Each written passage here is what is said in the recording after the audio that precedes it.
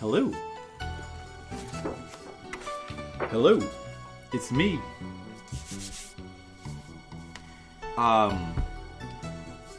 We're doing another art stream. Patreon stream number 43. We've done 43 of these. Can you believe it? Can you believe it? Why does this not look more black on these tables? Huh. It's almost glowing.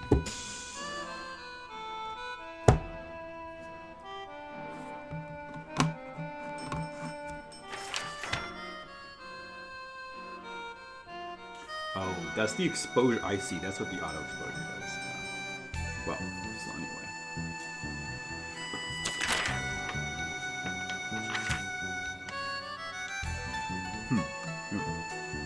I guess I should leave that alone because I'm going to be using the light box in a second. And it's probably good for when you do that.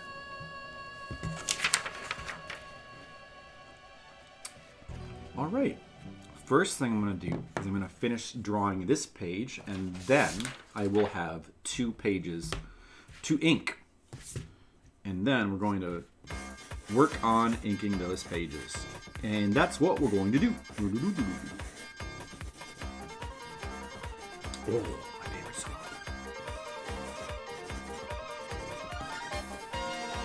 Anime break.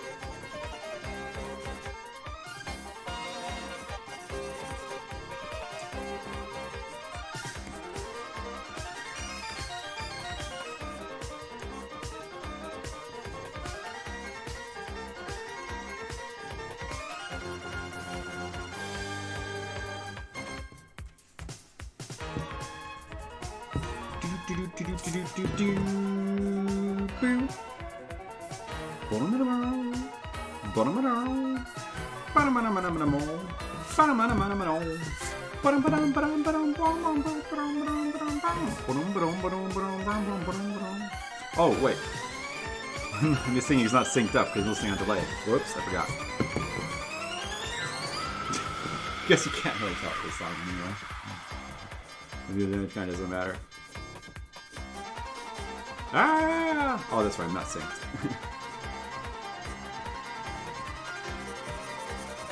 Doesn't matter. I mean, yeah. More importantly, how is the audio level? Let's see. Is it good? I think it's good. I can hear myself, so it's a good sign.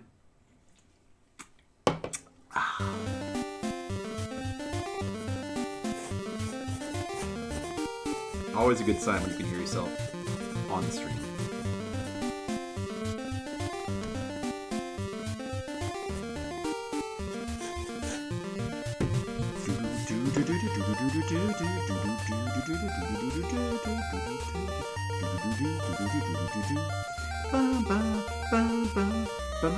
Oh, I'm still listening on delay, damn it. Alright, anyway, it's fine.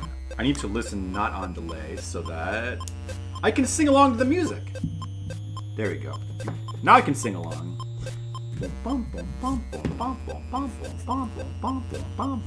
Yeah, very important that I be able to do that.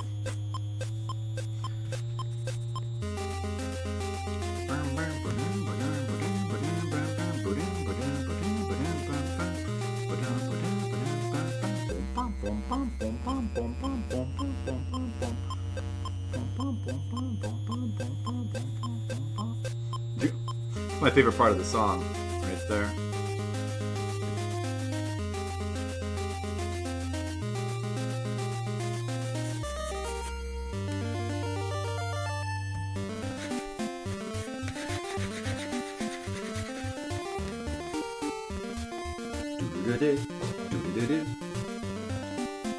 Alright, that's good.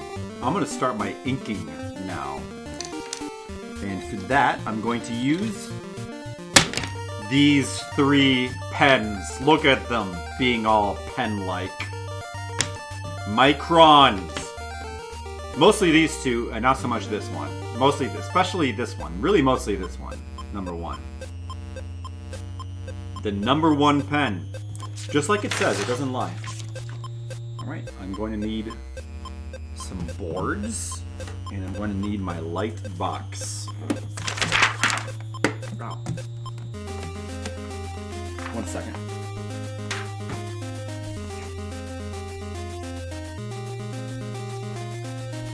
No.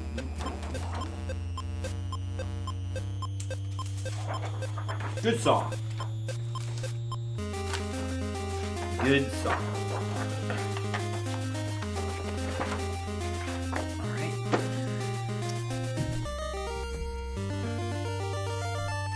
Ba-da-ba-da-ba-ba. Ba-da-ba-da-ba-ba. Ba-da-ba-da-ba-ba. Ba-da-ba-ba. Ba-da. Ba-da-ba-da-ba-ba. Ba-da-ba-da-ba-ba. Ba-da-ba. Light Tracer 2. Light box. Whoa. The ultimate in light boxes. You can't argue with these light boxes because they don't even talk back. They're not even sentient. What kind of light boxes are these? Well, I'm going to use it anyway.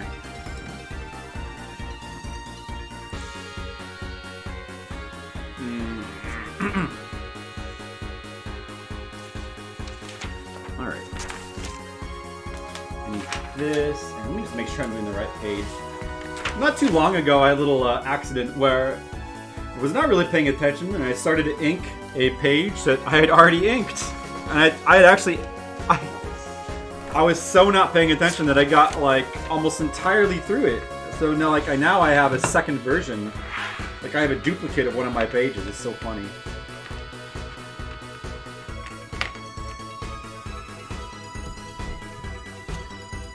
Not good.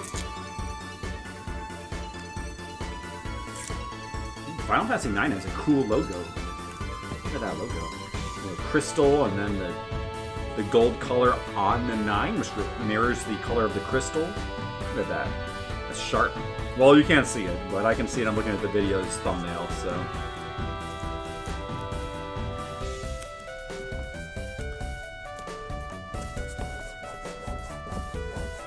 Hey, Skittles! How's it going? Welcome to the art. I hope you like art. I'm about to do some. Skills, did you hear the news? You probably didn't because you don't go on Discord, right? Did you hear the news? There's news. I'll wait to hear if you hear the news before I tell you the news. Spies art, you're gonna leave? Okay. Bye, Skittles! I miss ya. No, you're not gonna leave. Skittles, did you hear the news? You didn't hear the news, did you? Admit it.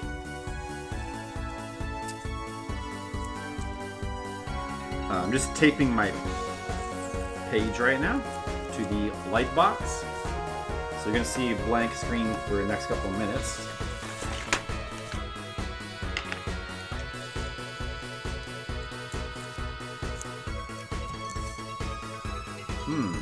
I wonder if Skittles heard the news. I wonder if he heard the news.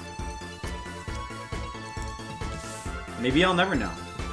I'm not playing Snatcher anymore. Huh. Maybe that's a good look for me. I have to go around with my mouth wide open and... I'm pregnant? Yes. I know it's a little awkward, but... I have to let you guys all know that I'm pregnant, so... For now on, I'm going to be streaming for 2, and I just need you guys to know that. Umihara Folk. Yep, that's going to be her name. Or his name, whichever one it is. It's going to be Umihara Folk. That is correct. So congratulations to me. Just kidding. Alright, the actual news. You know what we're going to do on Saturday, Skittles? You know what we're going to do? We're going to watch a little movie. On the stream. We're gonna do one of these things that kids call a watch party. You've heard of those, right? And you know what we're gonna watch? You know what? You know what we're gonna watch? We're gonna watch Suburban Sasquatch. The ultimate in comedy movies.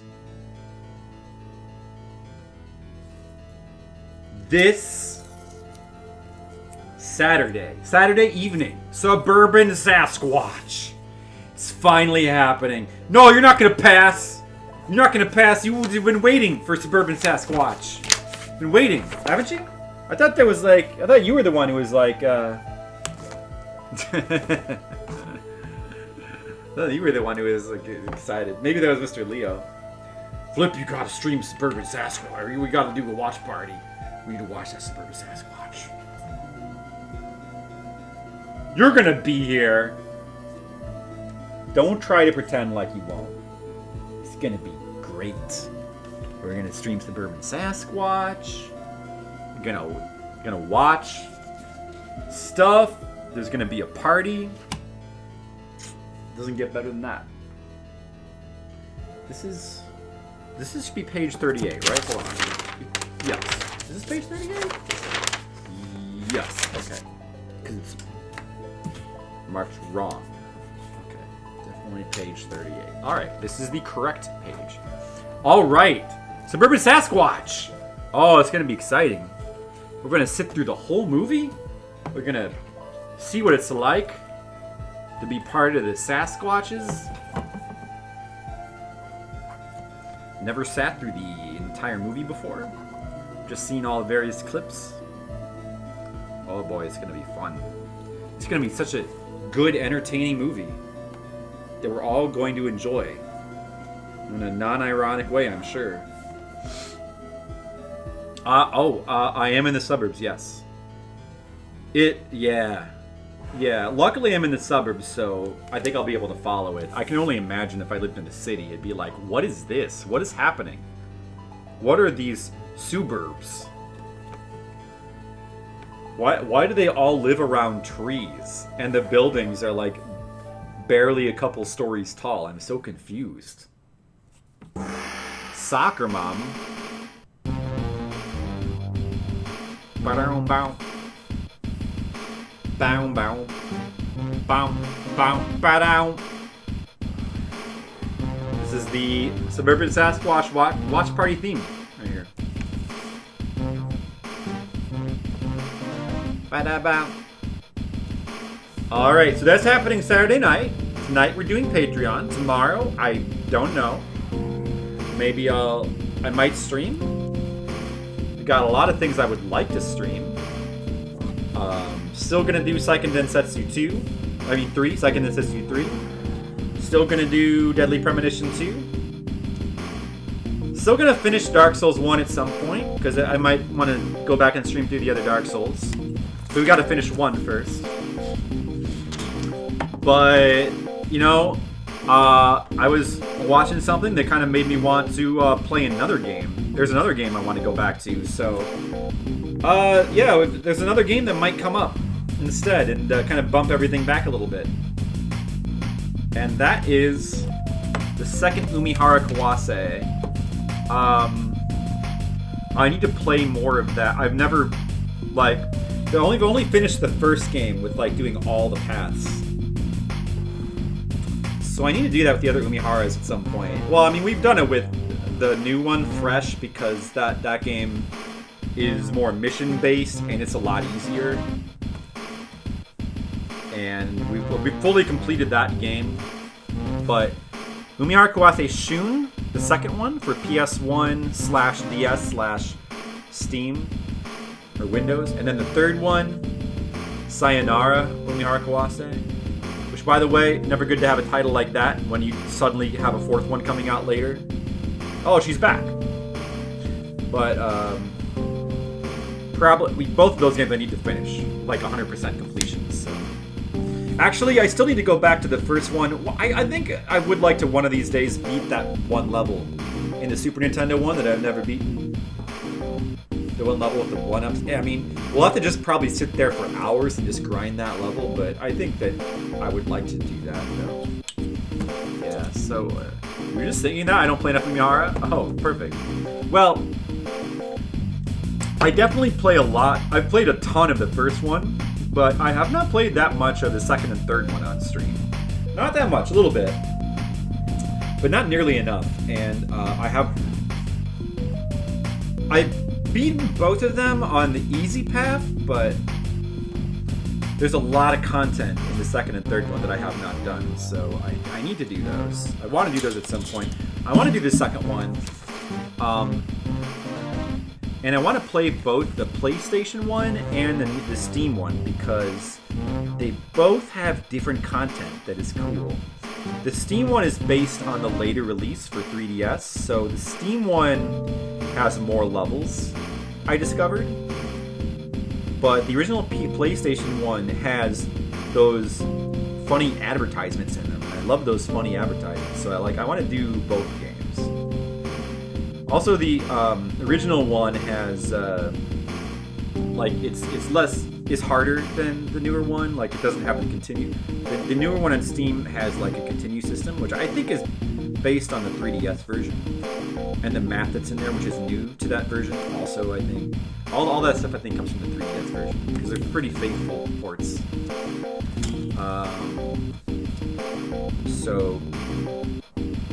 Yeah, I kind of want to do both versions. We don't have to like 100% both versions, but I want to do both versions and get 100% between them. Ooh. So might do more of that soon. Might do some more Umihara Kawase. I've already practiced it a little. I'm gonna do some more practicing of it off stream because otherwise the streams would just basically become me practicing the same levels for hours. There's some really hard stuff in Umihara Kawase Shun. Some really tough levels. I'm gonna have to practice them extensively before I'm gonna be ready to fully beat those games on stream.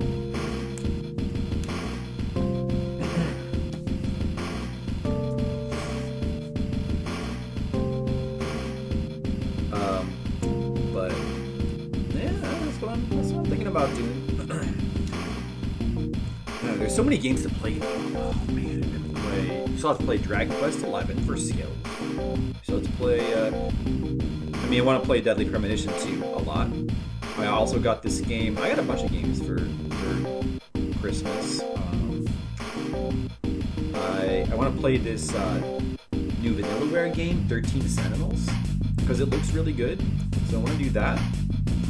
I want to eventually play Astral Chain. I missed Astral Chain. I think I got that last year for Christmas. I never played that. I want to play that though, because I want to play every Platinum game eventually. So I'm gonna play that. I need to play. I want to play more Splatoon. And then that's not even getting into like all the retro games I want to play. Still so many retro games to play. We still have about 900 more Famicom games to play, which eventually we will. I'm probably going to slow my pace down for Fliptendo this year. I might try to only do 100 games, like I said. But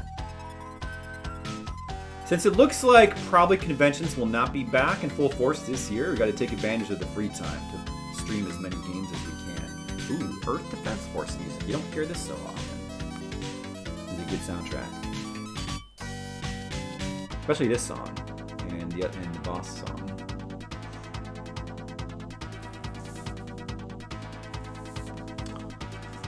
So, Mr. Skittles, you still there?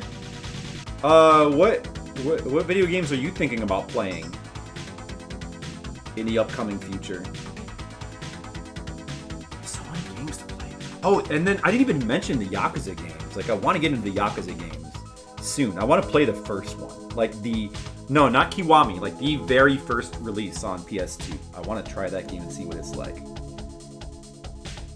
Now, eventually you want to do all the Yakuza games in order, but we'd love to do more Yakuza. Mother 3? Yeah, that's another game that I would like to play, actually. I need to play Mother 3 at some point. How is it?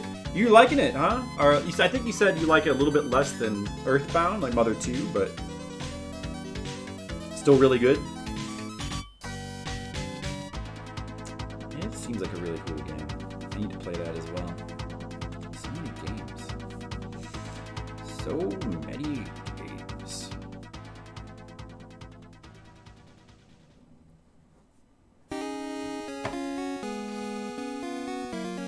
So far you like it a lot.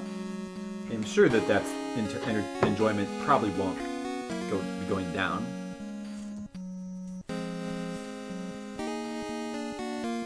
Does it have, let me ask you this, does it have an amazing soundtrack? Because the first two sure do. That's Game Boy Advance, right? And how do you feel about the, like, it's got like a rhythm type battle system? It's got some more weird rhythm element, right? How do you feel about that?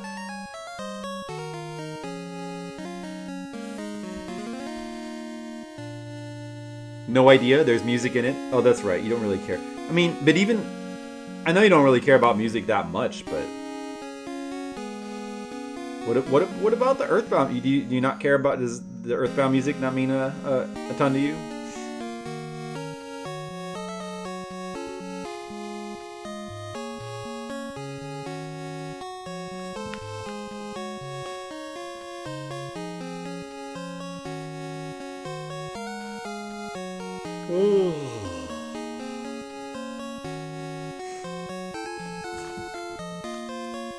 Where's my tape? I should probably tape this so that it stays even as I work on it. Why is this off center? Let me move it so that it's centered.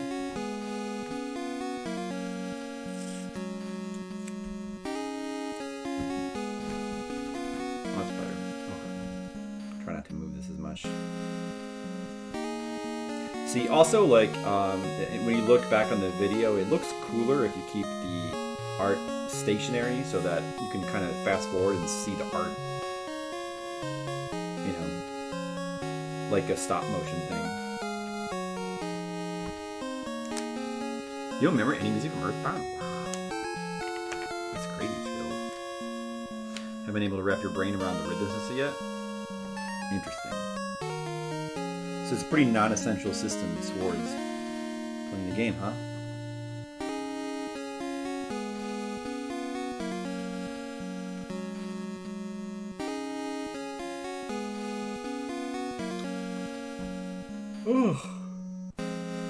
Let me ask you this, Skittles. Is there a game where you really like the music? Does such a game exist?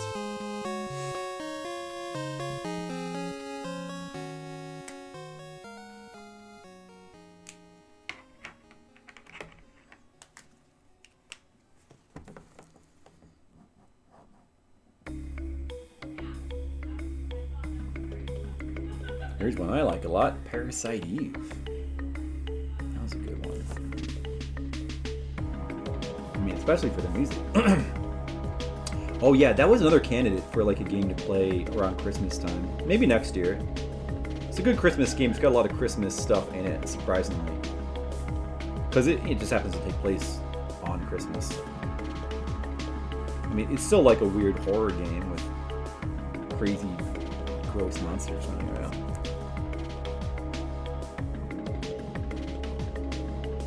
Just like it doesn't register. Wow. So yeah. So you can't think of anything, huh? Wow. Well, that's interesting.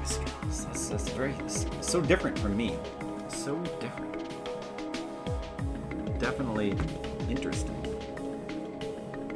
That two people can be so different, huh?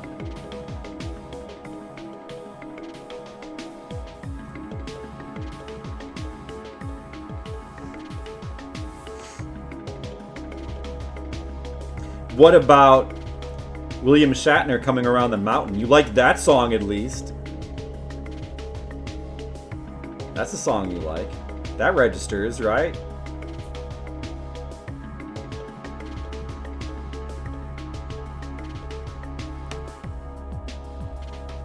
How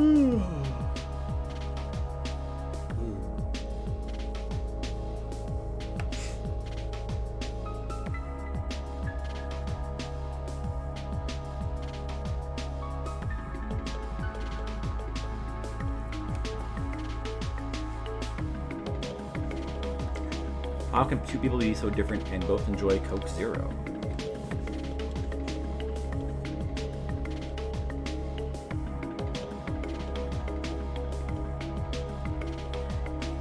Coca-Cola. Zero sugar. Can you see this? Caffeine-free, zero-calorie cola. Oh man, you can kind of see that. Oh. Now that's a good soda. No caffeine, no sugar, all flavor. Gets rid of the other stuff so it doesn't get in the way of the flavor. Yeah, I did. They like finally started restocking it at the grocery store. I happened to see it, so I like bought like 6 cases of it. So I'm good for a little while. Man, I thought, like for a second, I thought they just had stopped making it. Because it had been months. He was not showing up ever on the Amazon Prime grocery shopping thing. I was always out of stock at the actual grocery store, but they just happened to have some. So I got it. I got 6 cases, and if the next time I go shopping, if I see more of it, I'll buy 3 more cases. Yeah, I could. I mean, for months I had not seen it. But they finally got. I mean, I don't know if it's like a thing where like they just suddenly started producing it again or something. I don't know. Maybe there was a shortage during the pandemic. A lot of people like trying to get the caffeine-free Coke Zero. I don't know. There never was a lot of it to begin with. It was always not in high demand, I think, or at least not in high supply. So I'm assuming the demand must be low as well. Like if you go to the grocery store, there's always like 40 or so, 30 or 40 cases of regular Coke, like 20 cases of Diet Coke, and then like there'll be maybe max four cases of caffeine-free. Like it's always a very small proportion. Almost as if, nobody buys it except me. Finally found it. Yeah, it's pretty easy to get the caffeine full Coke Zero variety, which I had been getting for a while.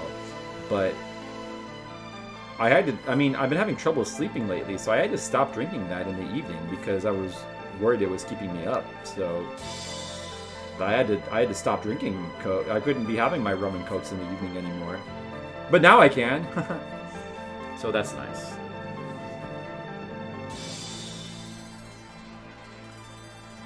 Whew.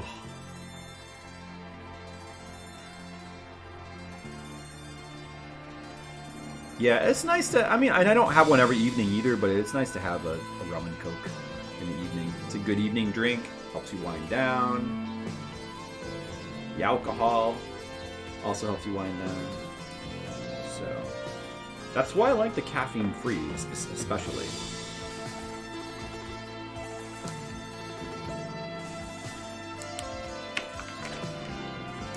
And I would like to, if it were my choice, if it were up to me, I would probably get caffeine-free everything. I would drink caffeine-free coffee all the time. But I usually end up drinking coffee with caffeine in the morning because like Jennifer insists on having coffee with caffeine in the morning, so I have to have it.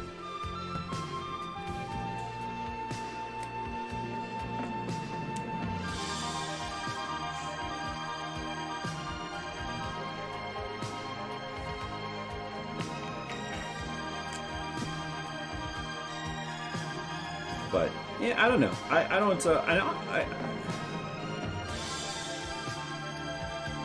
don't think there's anything unhealthy about caffeine. as far as I know. I think it's fine. It's just a general thing of like if you drink too much of it, you start to build up an addiction. So you have to be careful not to drink too much. That's all. It could do funny things. You know, if you drink a lot of caffeine, you know, I would get worried about that sometimes. You know, like, you know, I might be building up I'm drinking caffeine like every day, so you know, I don't want to start suddenly find myself having like dependence on it. You know, so that's why I wish I could just get rid of it. Yeah, I try not to drink too much. That's why, again, that's another reason why it's good to have these caffeine-free Diet Cokes. To keep the amount of caffeine drink lower. And I try not to drink, even if it's like diet soda, I try not to drink too much. You don't want to drink too much of that either. Because of the chemicals that's in it. You definitely don't want to like drink more than like 3 of those. And even that is a bit, but you don't want to drink more than 3 in a day. And you definitely don't want to be drinking that much every day. That's no good.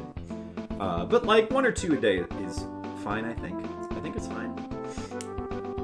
Usually try to keep it to that level.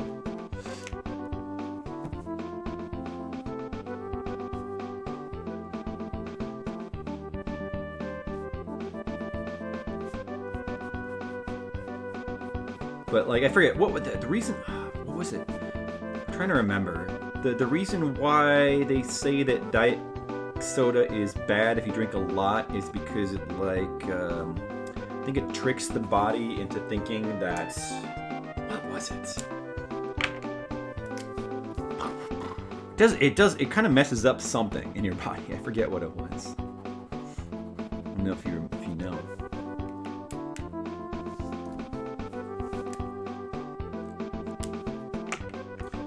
Man, I don't remember. But it can have a negative effect. Or, I don't know, that's what I heard. But that's only if you drink a lot of it. I still think that drinking... I still think that drinking the equivalent amount of, like, regular soda, it would be worse. Because it's so much liquid calories that it just destroys you. But drinking a lot of soda, in any case, is not really good. Don't drink too much Diet Coke because it uses AIDS as a sugar substitute. What? Is that what they say? I don't think that's right.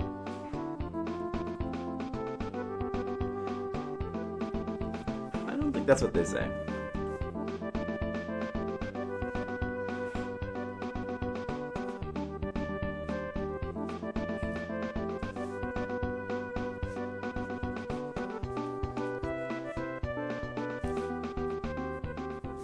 That makes me suddenly think of that song was it from Team America? Everybody has AIDS. AIDS, AIDS, AIDS. Ooh, it's a song from Shenmue 3. Man, I'm glad I played through Shenmue 3. Even though it's a little disappointing. It's really good music. And still really enjoyed the game. Maybe you heard them wrong. You might have heard them wrong. You might have heard them wrong, Skittle. I don't remember either. It was something. Anyway, just don't drink too much, you know. It's important to drink water. You gotta drink water, so you gotta drink water. I mean, it'd be better to just only drink water, of course, but drink water some of the time. Drink. I don't know. Just drink water. That's it. Yeah, dude, this song is so good. They did a good job with the music. See, this is why I feel overall very positive toward, even though Shenmue 3 is disappointing in some ways, they really got some things right, like the music, which is very, very important. Man, I still have positive feelings when I think about that game, Shenmue 3. The Shenmue games are so cool.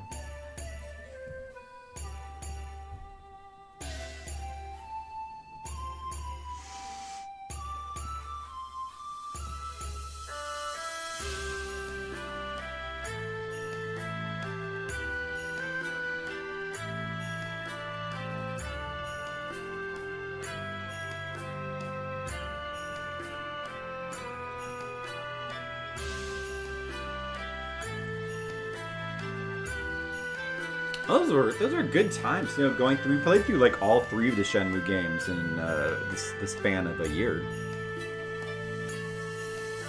There was some really good gaming experience there. Like the series as a whole, super fun series to play through.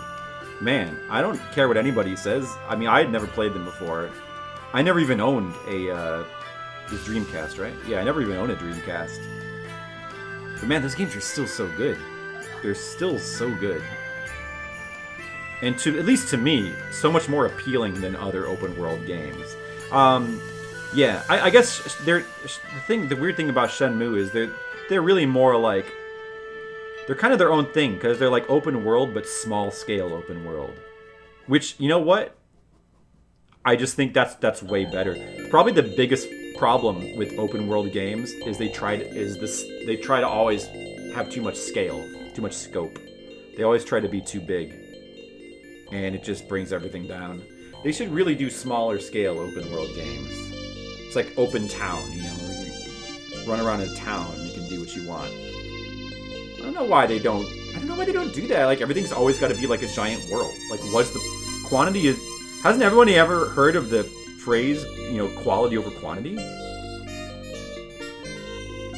You'd think at least some developers would. I don't know. Maybe there's something out there that I don't know about, but it seems like, you know, Cyberpunk just came out. It seems like everything's always got to be bigger.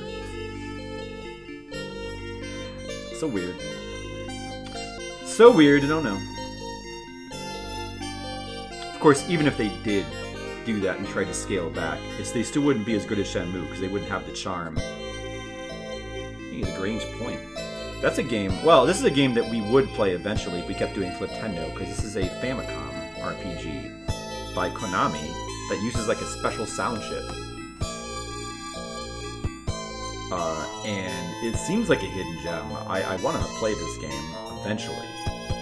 But eventually I really do want to finish Fliptendo, so eventually we would get to it. I don't know. I mean, who knows if I'll still be streaming in 10 years. I think I might. Who knows if I'll still have an audience, though. I don't know. Who knows what the future will bring.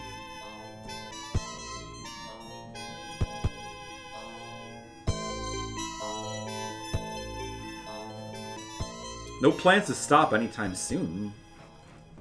I mean, it's like, oh,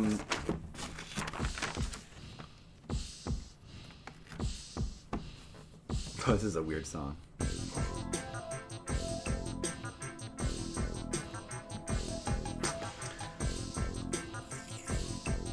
I mean, it's a perfect hobby for me, because it's a way to play video games and be social at the same time, and also record my video game playing, which I have this. That's the other thing about streaming that I really like, the fact that you have recordings for posterity and history. Not even so much like your own history, your own. It's like a photo album, kind of. I know, it's really cool.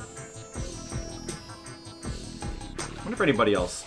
Nobody ever talks about that. I don't know. Maybe I'm the only buddy who sees it like that. But the thing I really like, one of the things I really like about streaming is the fact that it records all of your experiences, and then you have them as videos you can look back on. So, like, if you're, for stuff like Shenmue.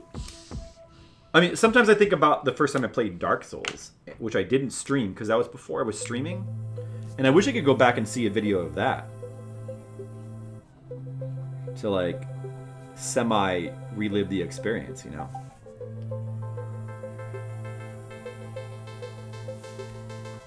So, I don't know. I just think it'll... Plus things like, just capturing things like... all the moments we had with Grandma, because of streaming. That's pretty awesome. It is. It's my version of the photo album, kind of. Donkey Kong Country.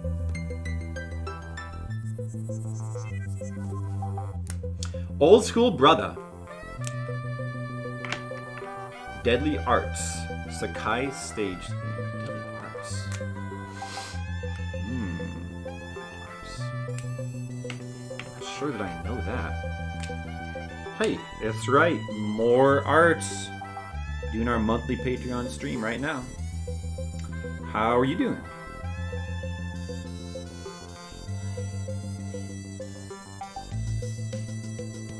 Just doing some art, listening to some tunes.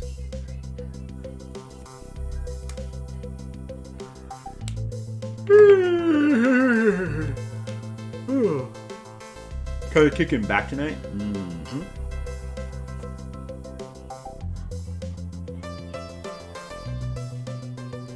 Me too. Well, no, actually the opposite. I'm leaning forward. I'm not kicking back.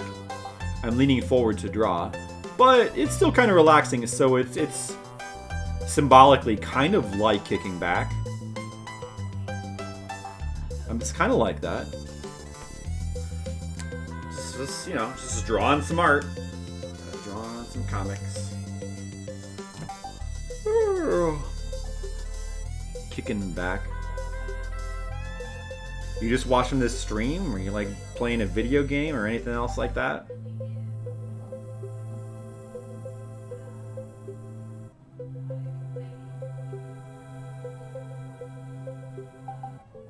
This song's good.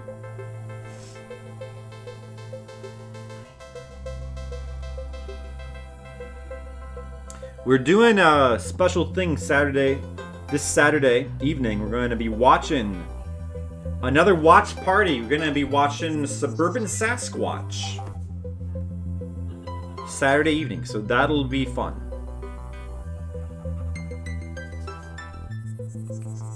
And if you don't come here and watch, if you miss it, Suburban Sasquatch will come to your house and destroy you. So you better be here. Just watching the stream? Cool. Yeah, we did a watch party with Friday the 13th. Didn't we? Did we do another one, or was that the second? Was that the second or first one? I guess it was only that one. But yeah, we did do a watch party with Friday the 13th around Halloween. I've been meaning to do another one. I don't know if I'd want to have them as often as Macaronius does and have them like every 2 weeks. Because, I don't know. I guess, frankly, I just rather play video games most of the time, but we should have more watch parties, though. There's stuff I want to watch. They're pretty fun. So, yeah, we'll be doing the watch party thing. You'll be able to, it's on Amazon Prime, so you'll be able to, oh, you do need Amazon Prime, I guess, to actually be able to watch the movie. Oh yeah, that's the thing that you need. But hello, Bragan. How's it going? Welcome.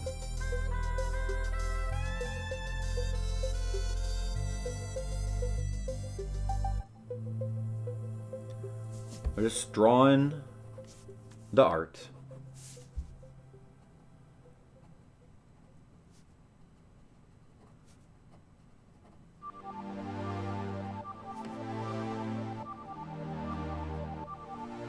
Oh, this sounds good. Deadly Arts is an N64 game, huh? Hey, look at that. That art looks good.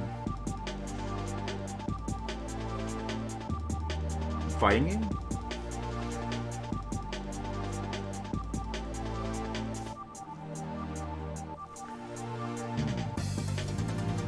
Oh, this is good music.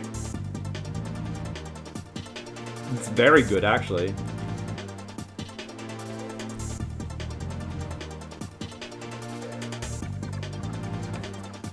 Never played it. Me neither. I don't think I've seen it.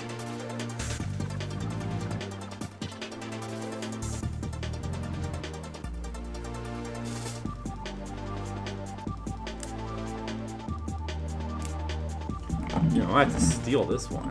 This song is real good. We'll check out Deadly Art sometime.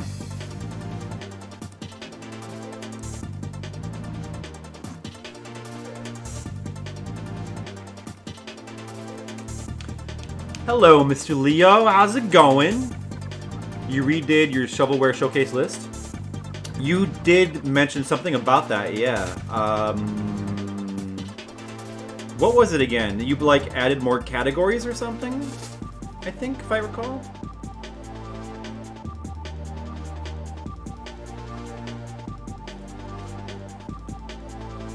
Are you gonna be doing more of those? You know what you need to do, Brigand, if you want to keep doing those you want to do more shovelwares, is you got to start playing more like old old PC games, because that's where all the really terrible games are. That's what you got to do. And I do as well, because just think how much more games we could put on my worst list if I started playing really obscure, bad, old computer games. There's some extremely, amazingly bad games there. Yeah, DOS game. DOS, Amiga, Commodore 64. Think of there's some really terrible games on those systems. Really bad. Dude, what? And imagine this. Also imagine, what if you could add mobile games to it? Think of how, some of the really bad games you could get if you could add mobile games to it too. There's some really bad games out there. Sometimes we take for granted, or we just kind of think oh yeah, the Nintendo, some really bad games there. Oh yeah, Nintendo quality seal of approval. That was a joke, right? But it turns out, when you have no oversight, it can get much worse than you imagine.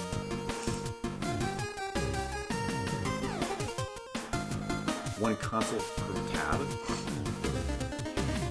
Oh, you put this is a match here. I have this song. I think I have this one. I definitely have some Gimmick. Actually, I might have different ones, but I do love this song though. So it might be on my playlist. I don't remember if it's still on there. Man, Gimmick is such a good game. That's another one I want to do. When we get to Gimmick eventually, I guess it will take a while because Gimmick is pretty late. But at some point in my life, I do want to do a full playthrough of Gimmick where we get all the secrets. It's supposed to be notoriously difficult, but I want to do the max playthrough where you get all the secrets. Because if you do that, you get to go to a special stage, fight a special final boss, and you get the true ending. It's probably really, really satisfying. It's such a cool game. So I want to learn that game, master it, and do the 100% playthrough on stream someday. Someday I'm going to do that. Someday I plan to do that. Brainlord music, that's cool. You have devs and publishers. You can see who are the most common ones. Yeah, be able to organize it by the developer and publisher. That's a good idea. Yeah, kind of would. Maybe I should get that on my list. That would be cool.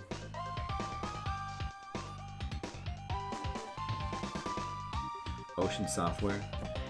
That makes sense. Because they were successful and they came out with a lot of stuff. They shoveled out a lot of shovelware. I think that there are at least a few Ocean games that I like, though. I remember really liking the Super Nintendo Addams Family game. I thought that game was pretty cool. And I don't know. I think some of the RoboCop games are all right. I think. I don't know. I think the first one on NES is not so good.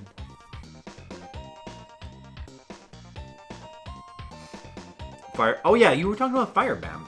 Another streamer is playing it. She said that she and two other people couldn't get past the third boss. Well, I beat it.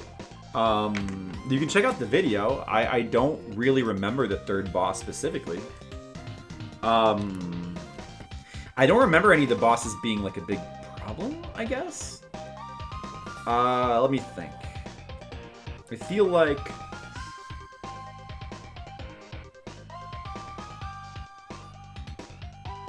Get past the third boss.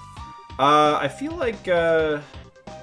I generally like the game. My biggest problem with it was just the dungeons got pretty repetitive. But, yeah, I kind of don't remember the bosses. I mean, I do remember being stuck for a little bit on some of the speed sections more than the bosses, I guess. No, I guess, yeah, there's like... Well, yeah, there's the dungeons had bosses, and then there was like those speed sections, and those had bosses too. I was stuck on a couple of those for a little while, I guess. Last battle. Is this for like an Amiga game or something? Oh, Sega? This is Sega, Genesis, or Master System? Oh, interesting.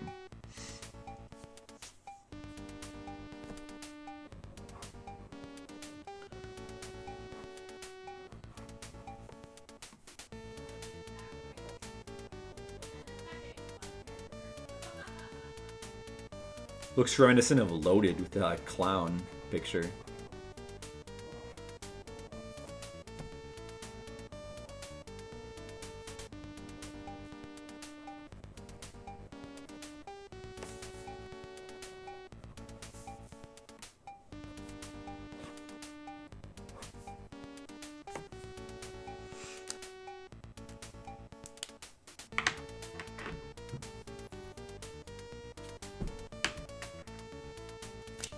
Last battle of Sega Genesis. Okay. Also called Hokuto no Ken 2. Oh, so this is a Fist of the North Star game, huh? Ah. Burn, burn, burn, burn. I see.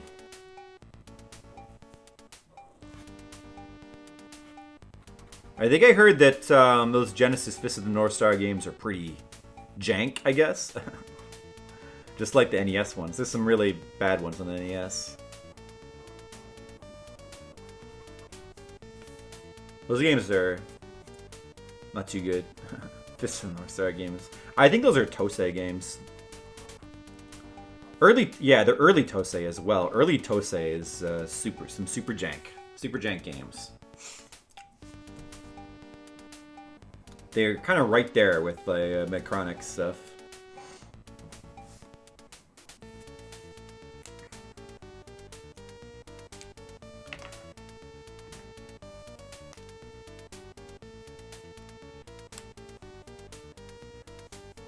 One life, no continues, and kind of lengthy, very hard. Well, there's nothing wrong with that, per se, but I mean, I don't mind if it's difficult. That's cool, in fact. I like games that are one life, no continues. I think that could be pretty fun, but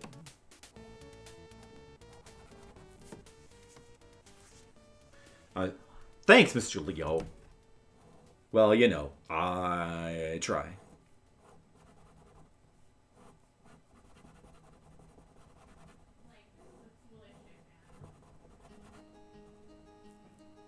Metal Slater Glory. Oh, I've heard of that too.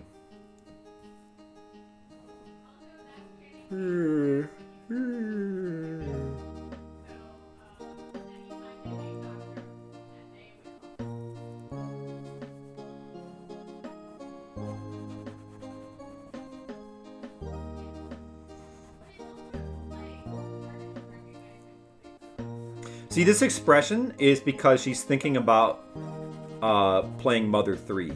That's why. That's what this is. That's what's going on in this panel. In case you were wondering. Are you going right back to the start? Yep. That sounds like a video game, all right. Sounds like a typical... That sounds like Echo the Dolphin.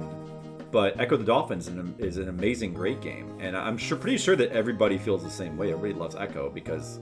How could you not like Echo? Echo's so cool. Yeah, I don't know anybody who doesn't like Echo. Mother 3. Skittles still making progress in Mother 3.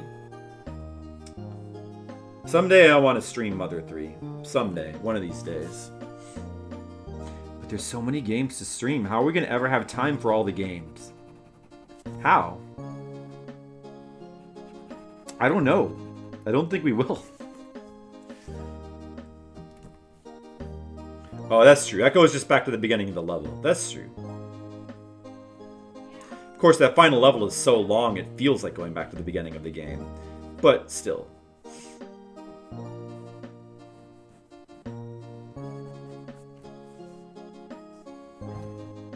Maybe the Fist of the North Star game is short, though? I don't know. If it doesn't play good, though, you probably don't want to keep going through the same levels over and over again, do you? I would imagine not.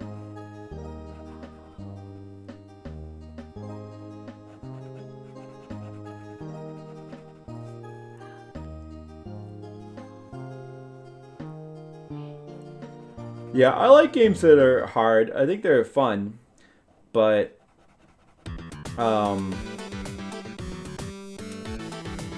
it's just so long as you like don't have to. I mean, if you're playing a project where you have to beat it, then it's different. But just so long as you accept that you don't necessarily need to beat the game, it's fine, you know. Because you don't have to beat every hard game, but sometimes you want to beat a hard game. Mega Drive. Legend of the Heroes. Dragon Slayer. I feel like I might have a song from this on my playlist. Falcon.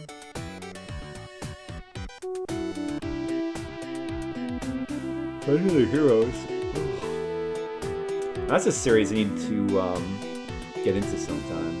Play some Legend of the Heroes. I never played a Legend of the Heroes game. I never played a Sorcerian game. Both of those.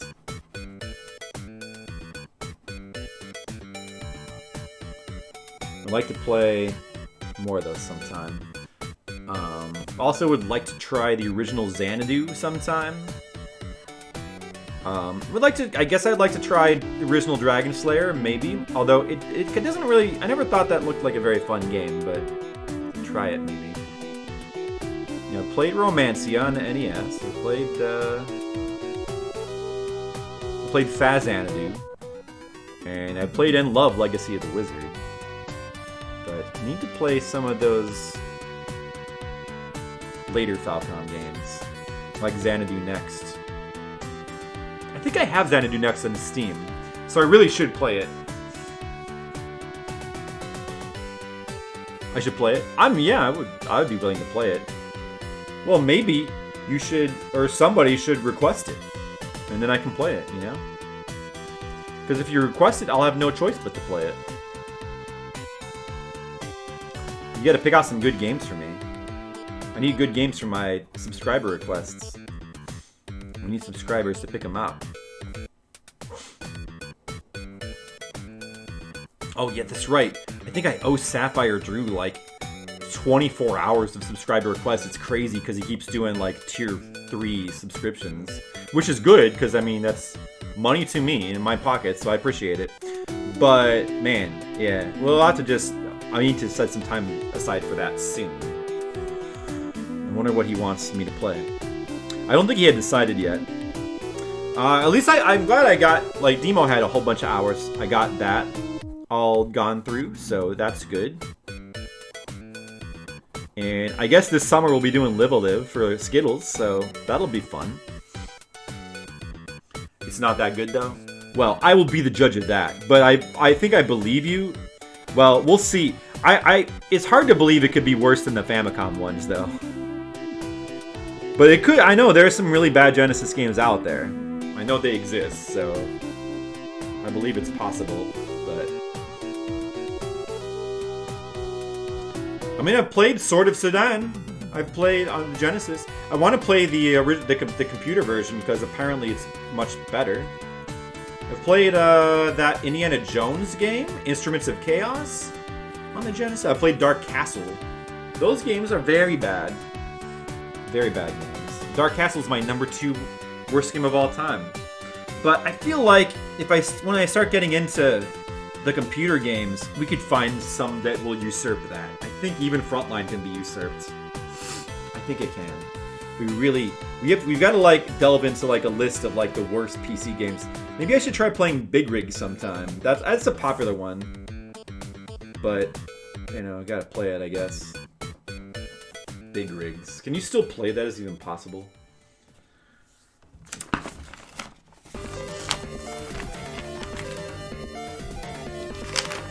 It sounds like some Sunsoft music. Oh, it's from that Devil Hunter Yogo game for Genesis? I saw that game. Yeah, that game looked cool. I was wanting to play that.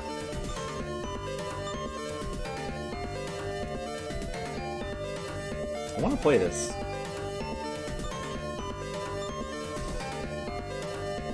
Looked kind of, you know, Valis-like. I like anything that's like vaguely Valis-like. Like that, and El Viento, and Alicia Dragoon, all those games for Genesis. They're like somewhat Valis-like.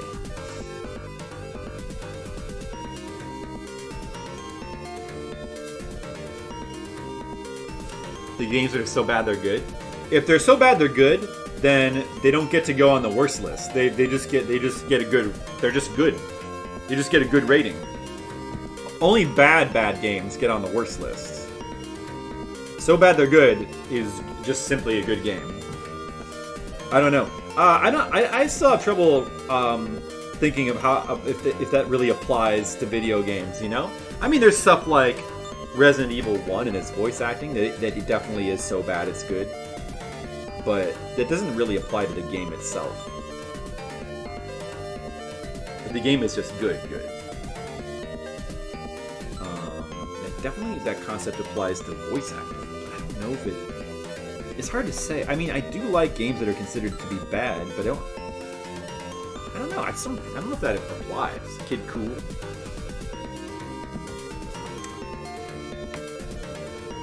Yeah, I don't know.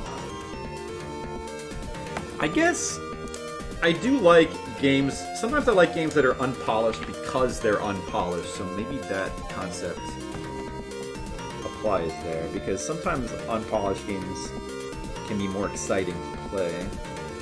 But like Kid Cool, for example, is, I don't know. It's kind of just more bad. I mean, it's bad with some good. I mean, it's not that bad, except for the. It's kind of just really the air puffer levels that are, and those are so bad that they're bad. Oh, here we go with the Mother 3 music. Pit Fighter. Yeah, well, yeah, I don't know. Do you like enjoy playing it though? Like, oh man, Pit Fighter, is it so bad it's good? Do you get enjoyment out of playing it? If you get enjoyment out of playing it, then I think you have to like sort of question whether it actually is bad. But I do get enjoyment out of. I guess I do get enjoyment out of like playing bad games, because it's fun to play them and investigate them and to rate them and stuff like that. Right, that's true, Mr. Leo. Yeah, that's right. I do love. I didn't want to say it, but I guess I do love Kid Cool. That man, Kid Cool. Thinking about it right now, it's like, oh man, it's a cool game. That's what I'm thinking to myself.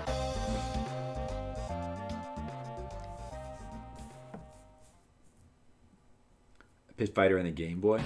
I mean, yeah, I do need to play Pit Fighter and the Game Boy. That's a good idea, because I'm wondering now, like, could that possibly be worse than Super Nintendo Pit Fighter? Man, it seems like it really could, because it's on the Game Boy. It's a Game Boy Pit Fighter. How could that not be terrible?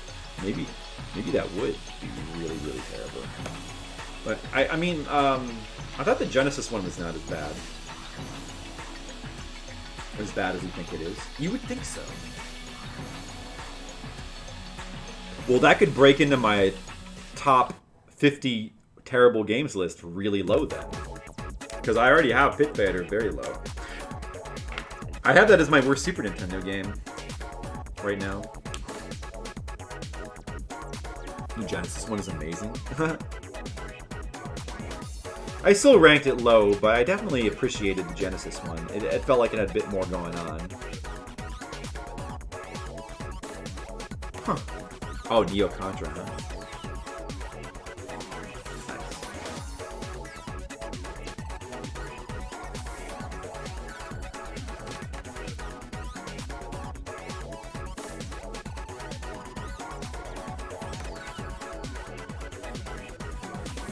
Neo Contra.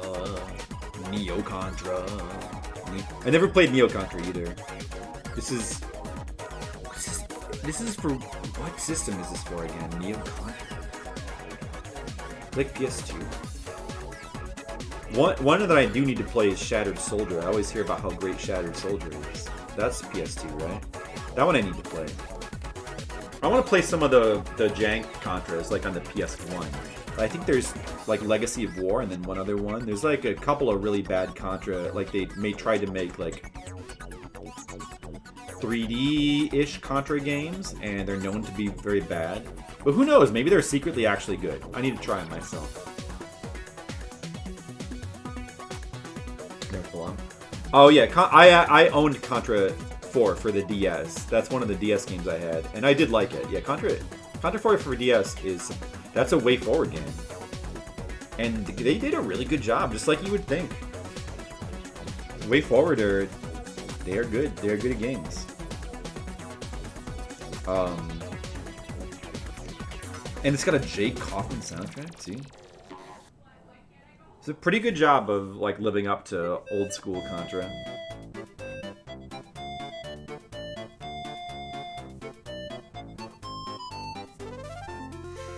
No, Landstalker. I want to play that game too. So many games I want to play. Do you notice a pattern ever?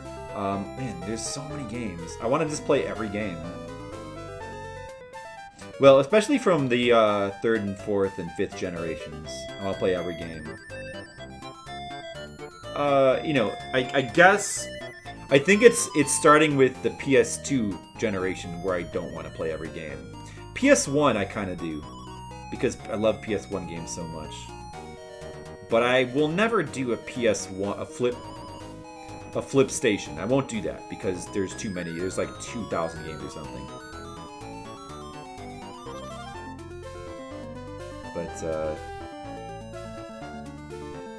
But I would though. I mean, I would probably enjoy it. I definitely want to play a lot more PS1 games. PS2 that's the era where it's like I suddenly don't want to. I don't need to do that anymore because there's too many. I guess even I mean, there's a lot of games even on the earlier systems I don't care about. Mainly like the sports games and like some of the simulation and strategy games. Yeah, Mummy Demastered. They've only done one game you didn't like. Which one is that, Brighton? But Mummy Demastered, I have seen that. Yeah, that looks good. That looks like a good Metroid-ish kind of game. I would like to play that. I have not played it. But I have heard a lot of good about that one. Like with most WayForward games. Oh, wait, it's the Barbie one, right? Unfabulous? Okay. Well, I can't remember. I might have seen you stream that, but I don't really recall.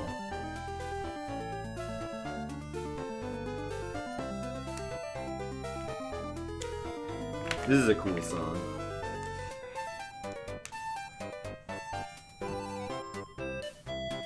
Yeah.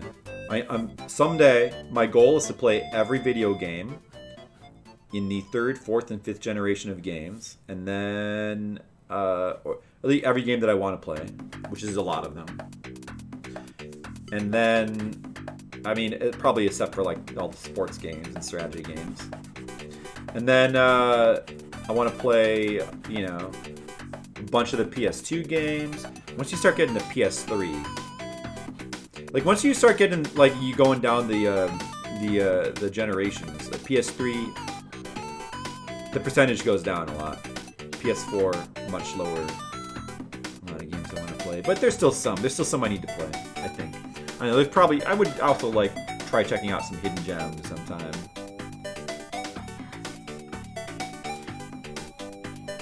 You know what I would like to do is like seek out some really bad modern games to try playing, like possibly to put like because my worst lists, my list of the worst video games is very heavy with like retro games because that's what I mostly play.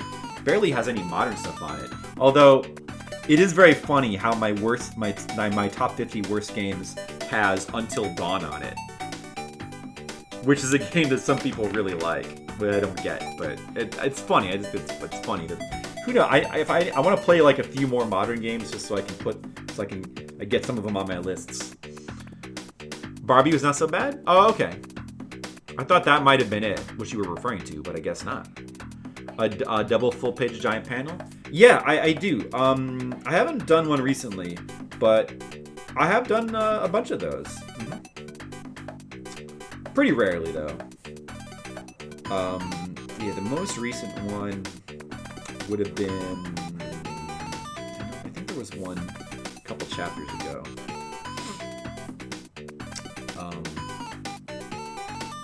I think I don't quite remember, but yeah, once in a while. I mean, the first chapter of the comic has a couple of them in it. It actually has like maybe 3 or 4. So if you want to see some examples, save the bad modern games for April 1st. Well, I just think it would be fun to do like some. The problem with bad modern games is the reason why they tend to be bad is because they have a lot of like padding and like tutorials and like bland story that you have to like kind of pad through to wade through, and it makes them really time consuming to like try to get through, you know? So the things that make them bad just make them actively kind of actively repel you from wanting to play them. It's kind of different from like bad old school games where even if it's bad, you can just jump right into it, play, get the experience of the game. And it's the things that are bad about them aren't quite as dire. Bleak. Bland. Widely known, so we avoid them. Which comic book is this? It is a old school. It's my comic flip side. That is my comic series that I do. That's my actual job. The comic. When I'm not playing the video games. So modern games are probably doing best of time up front. Yeah, that's the real problem with trying to do more of them. But I don't know. I think it would be fun maybe to seek out some real bad ones, see what they're like. I think it'd be fun. Or I could just play ones that are like considered to be good, like Until Dawn, and they could just somehow end up on my worst list anyway, you know? Which one is this series? Which one is this in series? Do they sell well? Well, for an indie comic, I think you could say so. Back when conventions were happening, I used to sell them I used to like do very well at conventions. And that's where I sold the majority of them. But lately, not so well lately. Hey, Sapphire Drew, how's it going? Was just talking about you a little bit ago. Because you have a lot of sub hours, and was wondering if you have any ideas for what you want to do with those. Like 24 hours? It's crazy.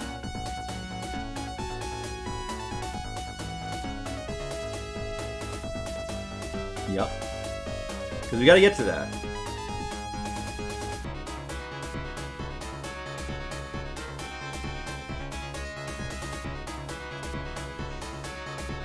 Ooh.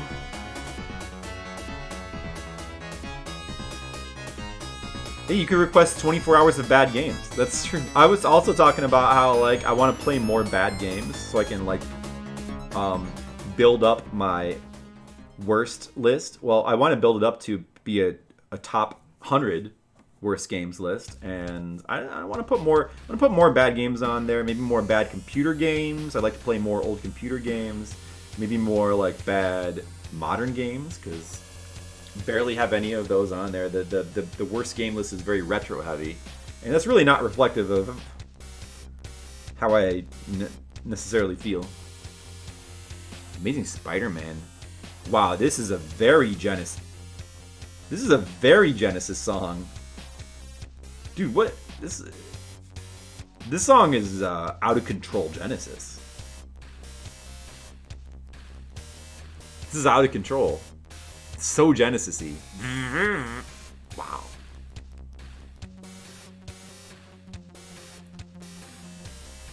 "24 Hours of Frontline." Well, it would be a bunch of bad games, like a bunch of different ones, and like only an hour, so that I wouldn't have to play them, like not 24 hours of one bad game. That would not be to my preference. And also, I've already played Frontline. Frontline is a game that's like 15 minutes to beat, so you really don't need to play it that long. If you were to put some modern games on there, unfortunately, we probably would need to put like a couple hours of each one just to be able to like, because of how much tutorials and like narrative shit that they put in the modern games, you know. Painfully Genesis. This is. Well, Mr. Leo. Spider-Man Web of Fire. Well, I don't know if I dislike it necessarily, but it is so Genesis. Man. It might be kind of cool when you're playing the game, though. I've grown to like the Genesis sound. Even this very Genesis-y stuff like this, I've kind of grown to like it a little bit now. Like, I don't mind. I don't mind the hardcore Genesis, arcadey, super synth sound. I don't mind it. I don't mind it too much. Most of the time. Ooh, Zanuck X Zanuck. Is this like a remix of? This is the PS1 one, Zanuck. I think that this game very, very nearly came up in RGG. It was like, I remember it being like one away. And the joke was that like Zanuck had taken over. Oh man, dude, the music's really good. But it doesn't sound like remixes of the original soundtrack, though. Or is it? Spider-Man vs. Kingpin. Oh yeah, that's one of the ones I played. I remember Cypher, I think, was speedrunning that game too. Played a little bit of Maximum Carnage. That game's alright. That game is okay. Spider-Man vs. Kingpin, in my opinion, was a little bit on the bad side, but some people do like that game. Dude, I mean, heck, people even like that Jurassic Park game. So, I am gonna get. Well, you know what? Let me just finish this panel, and then I'm gonna take a break, and then I'm gonna get like a cup of water or something because I'm thirsty. But I'll finish the panel first. Song's good. Song's very good. Zanuck X Zanuck, huh?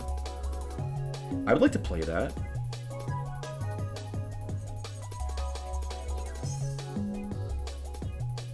Just as a reminder, I did beat Zanuck on the NES. It was very hard, and I did have to pause quite a bit to beat it, so it wasn't a very clean beating of the game. But technically, I still beat it. It counts.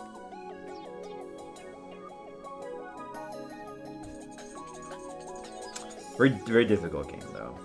That Zanuck. Original Zanuck. Pause trick cheats.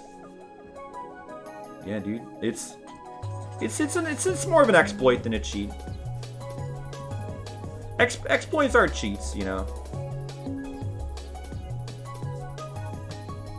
It's more of a gray area with the exploits, you know, because technically, if you really think about it, any kind of strategy you're doing, well, anything, essentially an exploit is just, it's any kind of strategy you're using that the game developer just didn't think of. Just because the game developer didn't think of it doesn't mean that it's, you know, cheating, of course.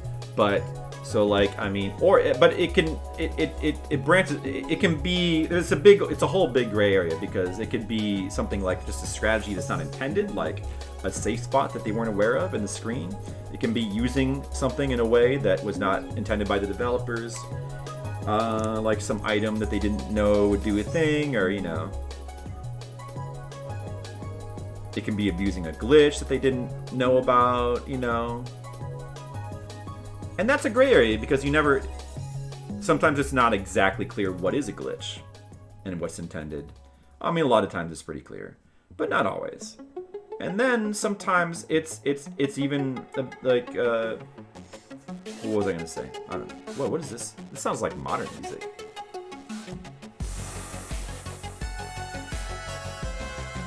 Oh, it's hard mode. You thought, Xanax a tough cookie. It is. You can make him in yellow paws, right? Like that. Like right. I mean, like that's not. That's an unintended. That's an exploit, And it's not cheating, but it does feel dirty. It's kind of like summoning in Souls games. Like obviously, people will. A lot of people will like. Sort of like, and it's kind of half jokingly, but they'll be like, summoning in Souls game is like cheating, Which, because it does feel, it feels dirty, it feels like something you shouldn't do, But that's an intended mechanic, right? But it's probably not exactly intended that it makes the game as easy as it does, or maybe it is. It's hard to say, but yeah, there's a lot of exploits. And right, I mean, and the job of the player is to beat the game by whatever means, That's essentially your job as the player of the game. Like the developer sets the rules, they set the boundaries of what you can do, they set the rules, and then your job is to defeat the game within those rules. And if there is an exploit, it's kind of like. If you're playing a board game and you discover like a loophole in the rules, or like a sport, finding some sort of loophole, as long as it's within the rules, then it's fair game. It's not, because you can't. Ultimately, at the end of the day, we really can't be. It's too much of a gray area to decide to try to figure out what is intended by the developer and what isn't. So you just can't. You can't make those. You have to just say everything is fair game. You just have to, And yeah, it is. I agree with Mr. Leo. It can be very satisfying, figuring out exploits, or just creative strategies to breaking RPGs. Did you know that they made Umiyara Kawase fighting game? I did. Bazooka. Yeah. I already had kind of mixed feelings about Fresh. I enjoy some aspects of it, but I'm not thrilled with some other aspects of it. So I wasn't thrilled with Fresh, and this game kind of looks even farther away from Umihara Kawase from what I would want out of. So yeah, I don't know. I'm not sure how I feel about that game yet. I haven't really seen too much of it, but from what I understand, it's like they're turning it into more of a fighting game. I don't know. I don't know about that one. I'm not going to rush out and get it and start playing it. That's for sure. I never wanted to use summons in Souls games, but I get why it's there.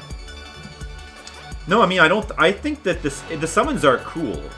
I think that they add a whole new level to the gameplay, and it can be really fun to use summons.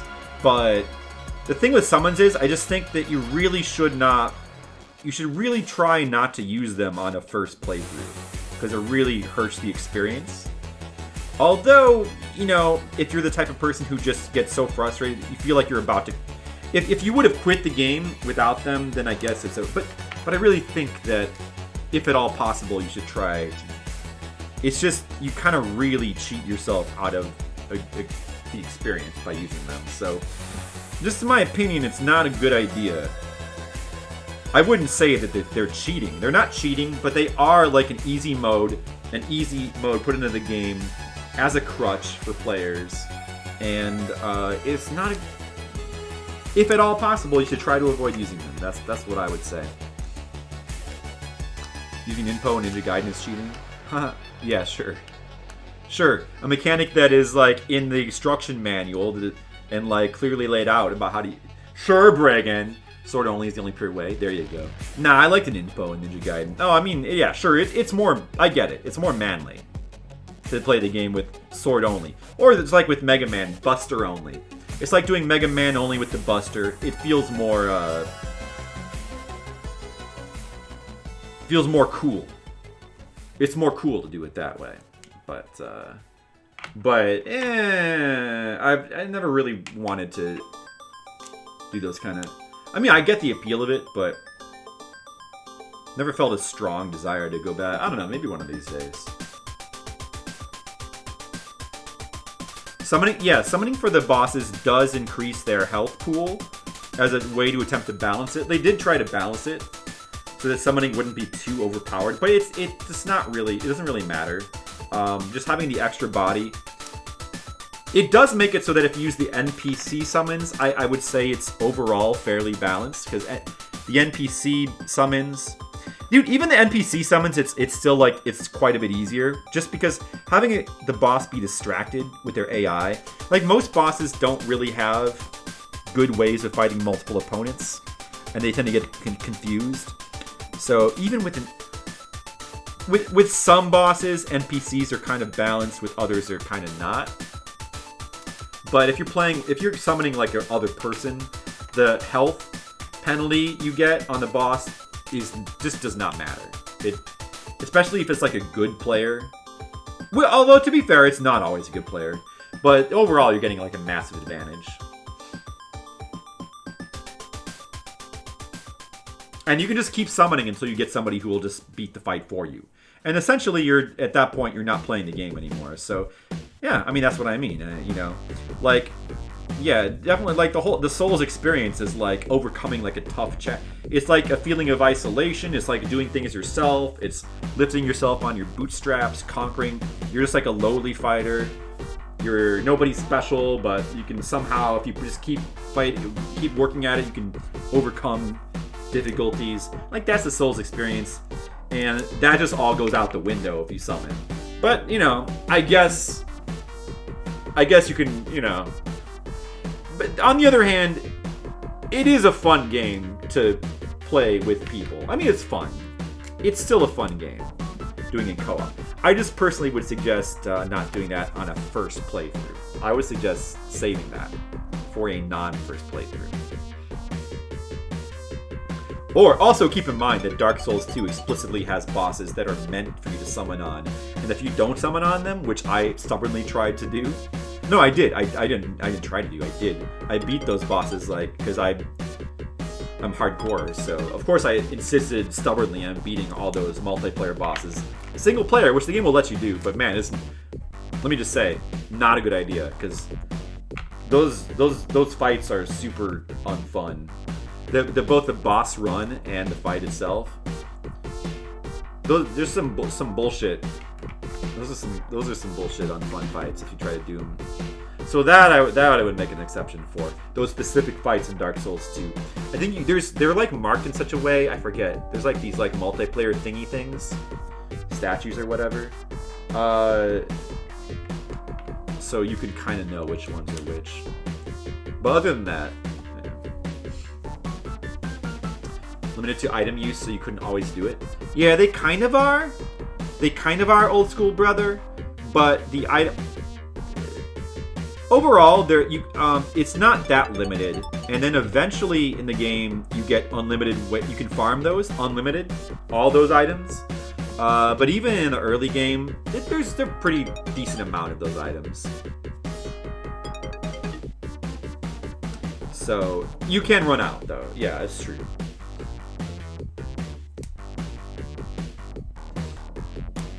Oh, it sounds... We get a lot of Genesis on here. Revenge of the Joker for Genesis. Oh, the Genesis version. Alright, I finished a page. That's good. Page finished.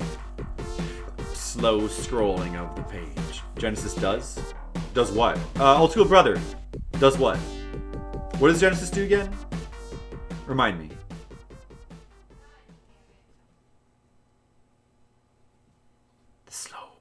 My auto-scrolling page. Space Invaders. What Nintendo don't? Can you give me an example? Like, are you talking about like having like really, like having like really unpleasant synthy music? Nintendo doesn't do that. They actually have good music, right? Or having fun games? Having unfun games. Genesis will... No, I'm kidding. I like Genesis. We talked about it a little bit, I think, last stream. I was looking at my lists, and I have a whole ton of Super Nintendo games in my top list, and I only have like a couple Genesis games. So, yeah, I do think I kind of do think that Super Nintendo is the better system in terms of like having better games. I guess, but at least in terms of like masterpieces, and a lot of that has to do with Square Nintendo. But I in no way hate on the Genesis, not at all. I mean, I like the Genesis. I like it a lot more than when I was a kid. It has a lot of cool games. I know if you forced me to pick, I definitely would have to go with the Super Nintendo though, as the better system. But I have grown to like the synthy sound that the Genesis has. I've kind of grown to like it. You know, like I think it's cool. It's got this like hard edge to it that's kind of cool. I don't know. It's a good. Also, TurboGrafx is. I have barely any TurboGrafx games in my top 100 list, but I still like a lot of the games. She looks in love. Yeah, she's really wanting to play Mother 3. That's what's going on in this page. The no version is vastly superior. This game doesn't. What, Space Invaders? Wait, is this are you talking about the last one? I'm sorry, I'm a little bit behind in the chat. Little behind. It's not a delay. It's more like my mental delay. I mean, also I'm doing multiple things at once. Still don't have the Sega CD. What are you waiting for? You still don't have a Sega CD? I do. Yeah. Those ads. I like the Sega CD. What was it? It was just oh yeah, we just played we just played an amazing Sega CD game, Snatcher. That game's amazing. And it did get on my top 100 list, so that's another Sega game on there. We just got another one on there. So that's good. Dude, Snatcher is amazing. It's amazing. Amazing game. Sega CD is yeah, it's a good system. It's cool. I like it. And I also love the Turbo Duo. Some really amazing music on those early 16-bit CD-based systems. Something about the 16-bit CD-based systems. I mean, they could do music that good today. They just don't usually. And there's a certain style to them that just is kind of extinct now. Space Invaders Extreme games. I do want to try those. Yes, those look interesting. Is that the? So let me ask you a question. Is Space Invaders Extreme? Is that the one where you like play on the glitch levels, or is that a different? Oh no, that's Pac-Man. That's Pac-Man, isn't it? Yeah, I want to play the Space Invaders. Yeah, I want to play those. I remember reading about them. They seem really cool. I think Genesis is favored more by arcade game fans. That makes sense because the reason why the Genesis has that super synthy sound is explicitly because they wanted it. They tried to give it the same sound chip as the arcade, and our early arcade games all sounded like that. So there's a reason why. That makes perfect sense. I mean, of course, you know, nowadays it's easy to forget that because there's been so many arcade games with more CD-like quality music. And NES version is vastly superior. I haven't played either of them, so I'll have to take your word for it. They both. Well, I mean, the NES one looks very good. I think I might have played it for like a half hour. I really need to play that one more. And I've never played the Genesis. Did we? Oh, actually, did we play the Genesis one? Maybe we did play it for a request one time. I don't remember. Might have. You never had it. Or no. Oh, it's Return of the Joker on NES and Revenge of the Joker on Genesis. I did play that. I remember, and it was bad. It was like very bad. But those are not the same games at all. That's like those are like completely different. Like Revenge of the Joker and Return of the Joker are two different games. So it's not like they're the same version. It's not like they're different versions of the same game. And also, I think Batman Forever is even worse than Revenge, I think. Oh, the Lash Assassin. Yeah, this is another one, kind of like Pit Fighter, where I like the music kind of has a funny quality to me. You know, like Pit Fighter, the music makes me laugh. I know you feel the same way, Brigham. This one too. This music makes me laugh. It's like actively funny music. I actually think that this game might not be... I think I played it a little bit on stream one time. Like, it's not... I think it's considered to be a very bad game, but I didn't find it to be that terrible. I don't know. I have to revisit it. It's not on my list. And I don't think I rated it. Actually, I might have played that off stream, now that I think about it. You never had a Sega CD, you don't feel like you missed out? Well, you missed out on Snatcher, old school brother.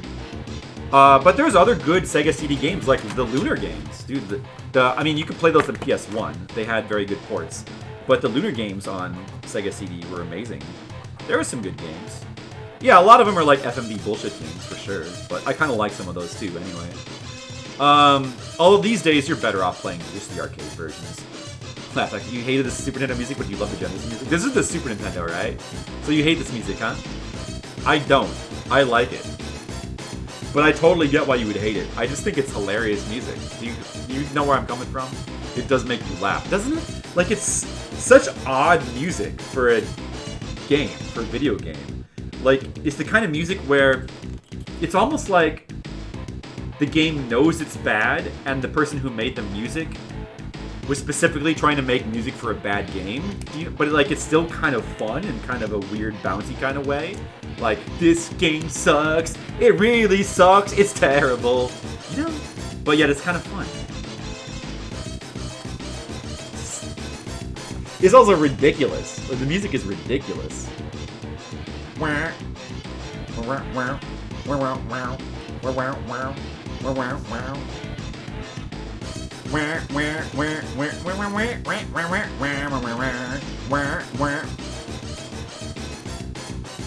Like, this music would be appropriate, like, if you made, like, a game about, let's say, like a hillbilly?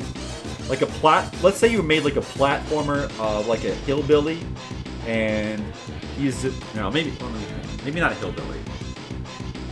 What would it be? It's not, somehow it's not quite appropriate for Last Action Hero. It needs to be something really stupid, like, oh, it's ZZ Top. Maybe ZZ Top is going on a platformer adventure, and he's like, there's like some ridiculous platformer, and you're playing as like ZZ Top, and they've got the, their ridiculous beards and their top hats or whatever, and they're jumping around, jumping on platforms, they're jumping on the heads of like enemy band members, and they like fall off the screen, brrr, they make like sound effects, brrr, they thought that's what this music sounds like it should be for. You know what I mean? Or maybe you don't. Am I going out on a limb? For hours trying to beat the first level? Oh, well, that's probably the reason why it's considered to be bad, because it's like ridiculous hard. There's this game called The Tick on the Super Nintendo that is kind of like that. It's like this beat 'em up that's super ridiculously hard, and the stages go on for like, the stages are super long and they go on for hours. We gotta try that one.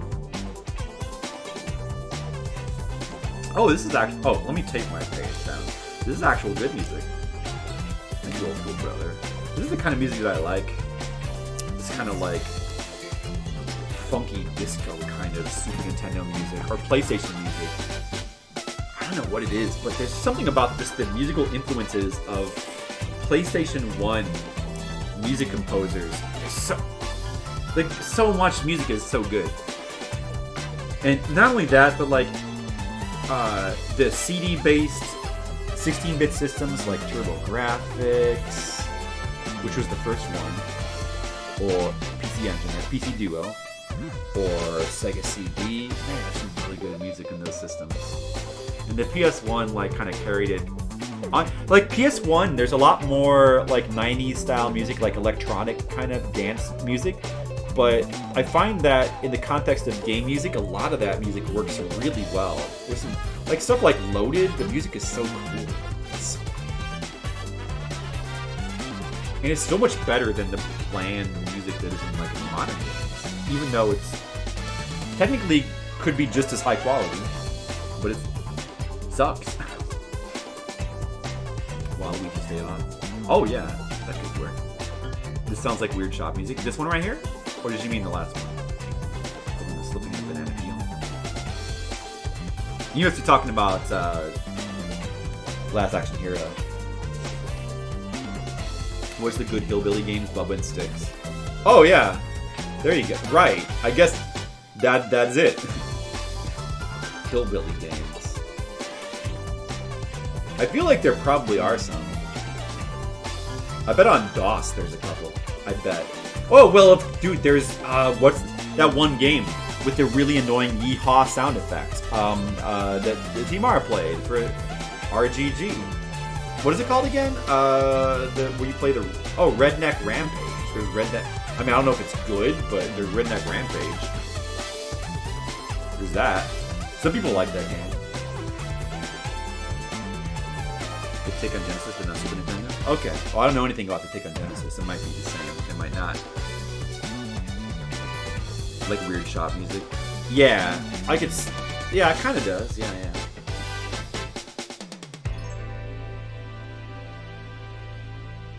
Oh, I love when songs from this era do that thing where, like, when the song ends, they go like, love that. What? Somebody's trying to put in funny music on purpose, aren't they?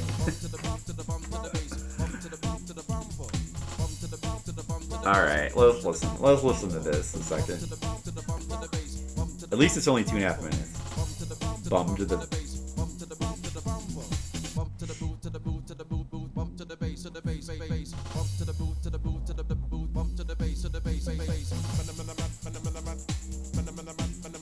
Yeah, I don't know. Like, this is alright. But I don't find this to be as funny. Because it's too intentional, you know? Too intentional and too, like, predictable. So I don't find this to really be, like, funny. But, I mean, it's alright music.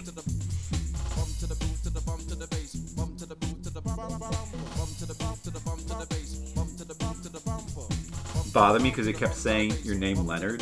Did it? I don't know. Oh man, dude, Redneck Rampage. I have not played it, but I have a feeling that it would go onto my worst list. Because the sound design in that game is some of the worst sound design I've heard of all time. Barring maybe, like, the only worst one I can think of is Dark Castle.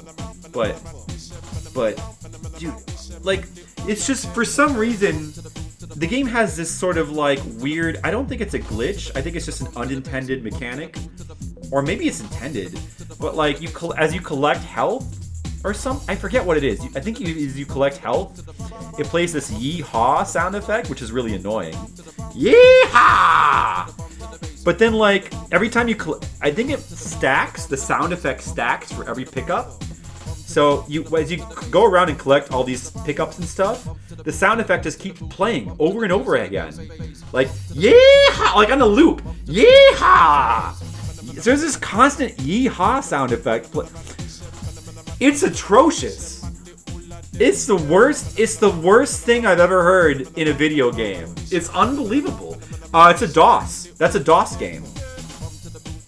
I don't know if it has a console port. It may.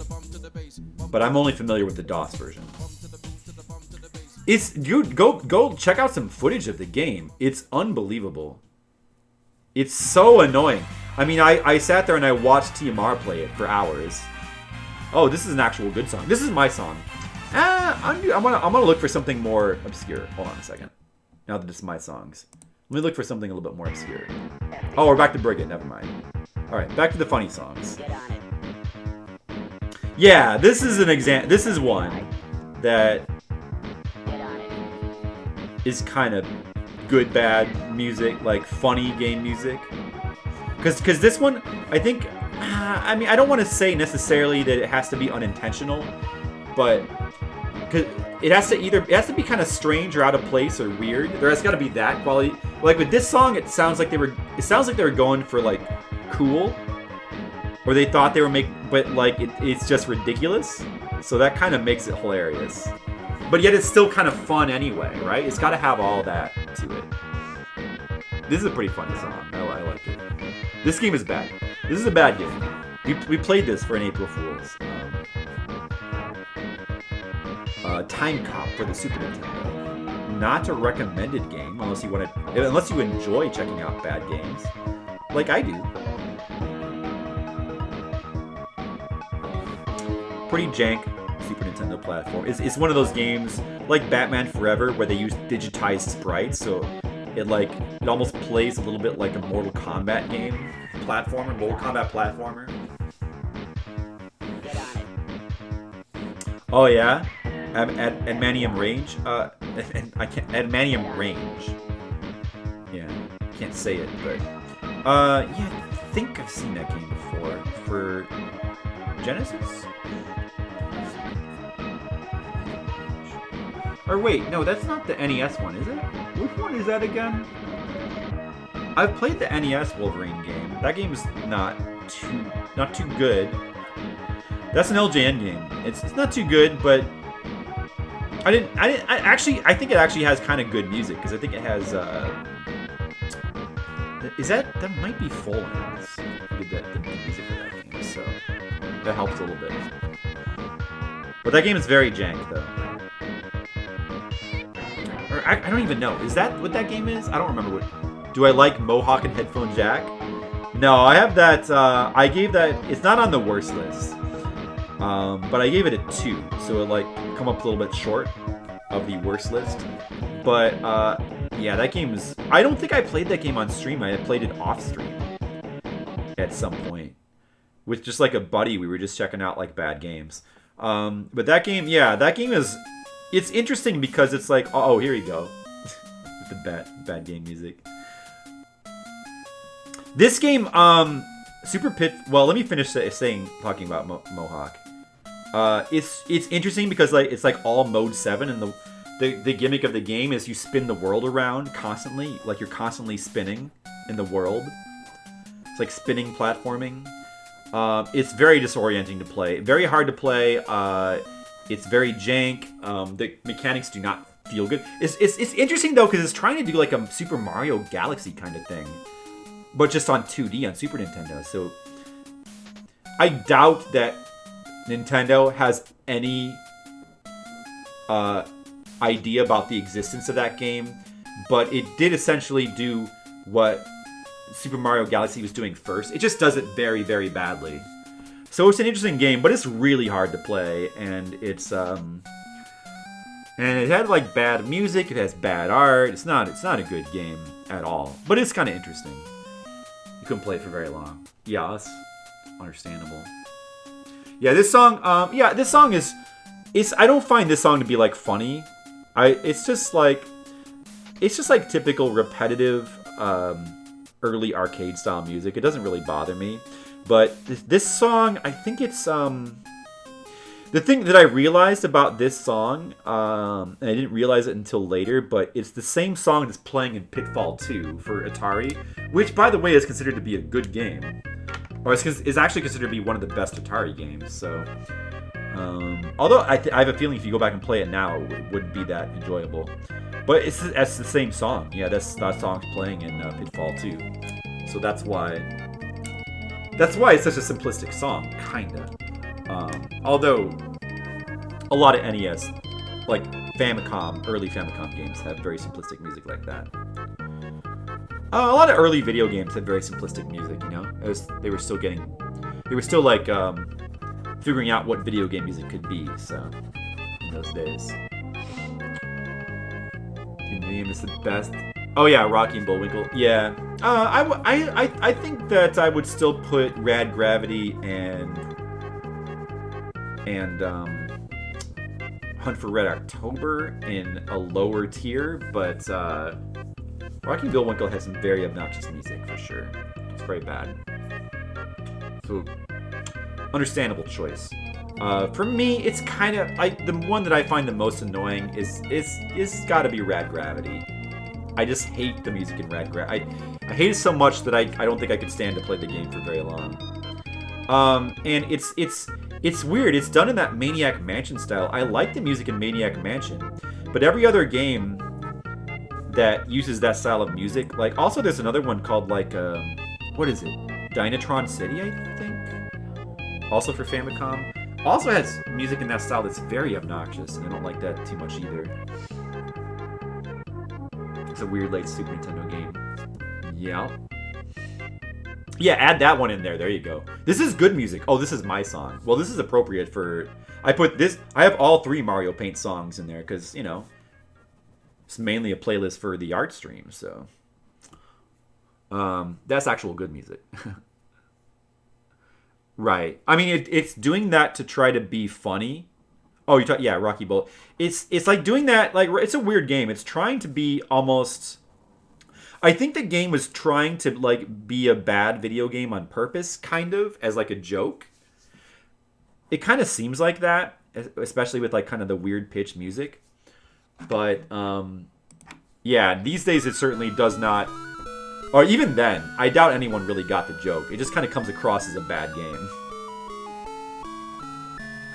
But this music right here, it sounds like... It does sound, I will give it this, it sounds reminiscent of like the style of music that I remember from the show, though, I think. Doesn't it? I mean, it's not good game music, it's super repetitive, but it does kind of, I see where they were going with it, I think. It does sound reminiscent of like music from the show. It's just like, but the show's music was like all like classical and much more variety.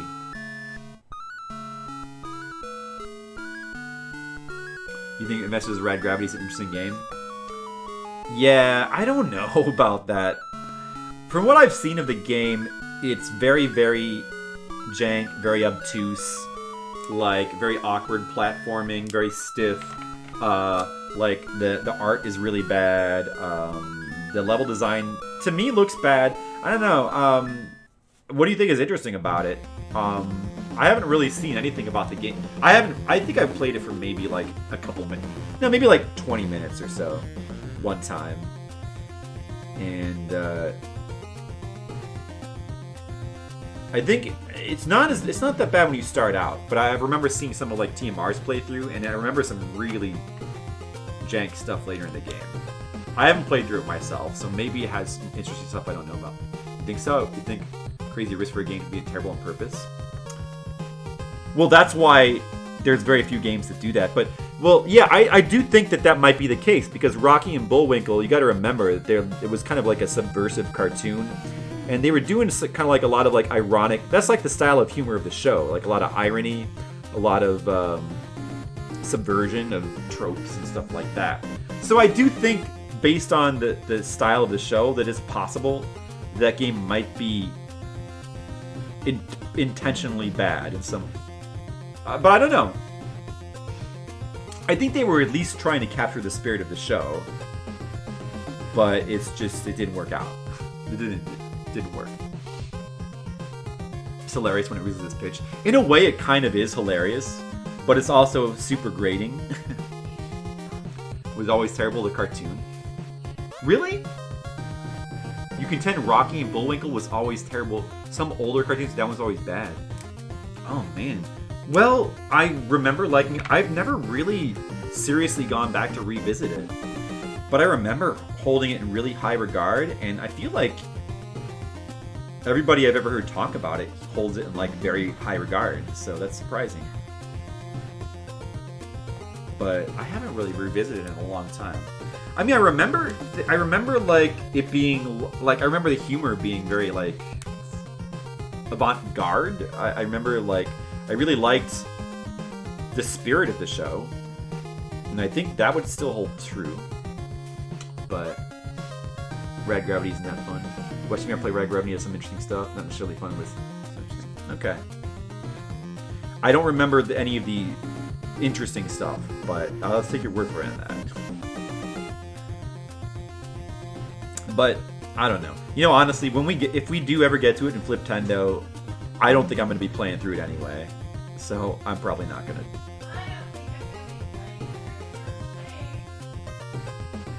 Well, that's good, Jennifer, because if you played through my face, I think that doesn't sound fun. That sounds like it could be painful, so it's probably for the best. The canceled Tomb Raider 10th Anniversary Edition is now downloadable. What is that? Tomb Raider 10th Anniversary Edition. Well, I mean, is that anything to do with the anniversary edition or Tomb Raider anniversary for? No, I guess it wouldn't, right? For PS2. Is that something separate? What is that? Swords and Serpents. Nah, you know what? I'm gonna skip past this one. No, I won't. You know what? I like the song, but I'll let it play. Teleportation mechanic. Okay. See.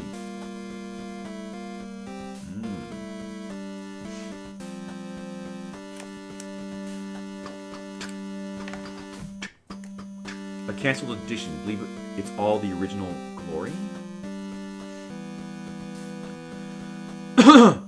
So is it like it's a re-release of the original game? Do you know what it was for? Like, is it for PC? First of all, yeah, Morgan's theme is awesome. First of all, is it what console is it? Is it which version? Is it of the PC? Is it of the original game? First of all, and second, is it the bad version, the PC version, or the good version, the PS1 version? If it were like, you know what would be amazing is if it's PC. Okay, so, well, all right. So it's on the PC, but here's what would be amazing is if it were the PS1 version of the game design-wise, with the save crystals and the music properly intact, but just simply available for the PC with higher resolution. So like best of both worlds. Or if it had both versions, like you could turn the save crystals on and off with a setting, and you could have the original music as well, you know? It's a whole new build, so dude, what are you talking? A whole new build. So a remake like Anniversary? Okay, now you got me curious. I'm gonna have to check this out. What?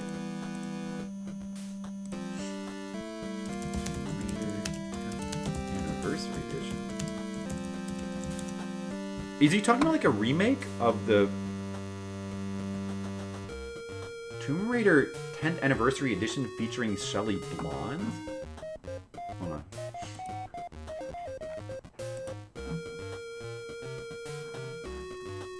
My first impressions. Well, what is this? So it's like a new game.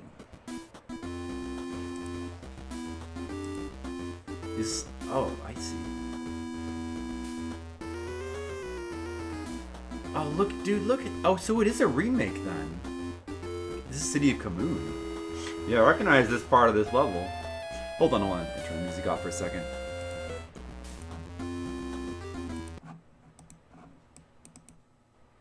Huh? Well, that's not quite right, but that's okay.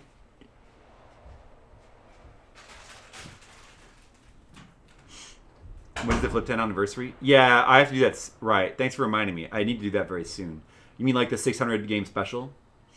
It'll be soon. It'll be soon.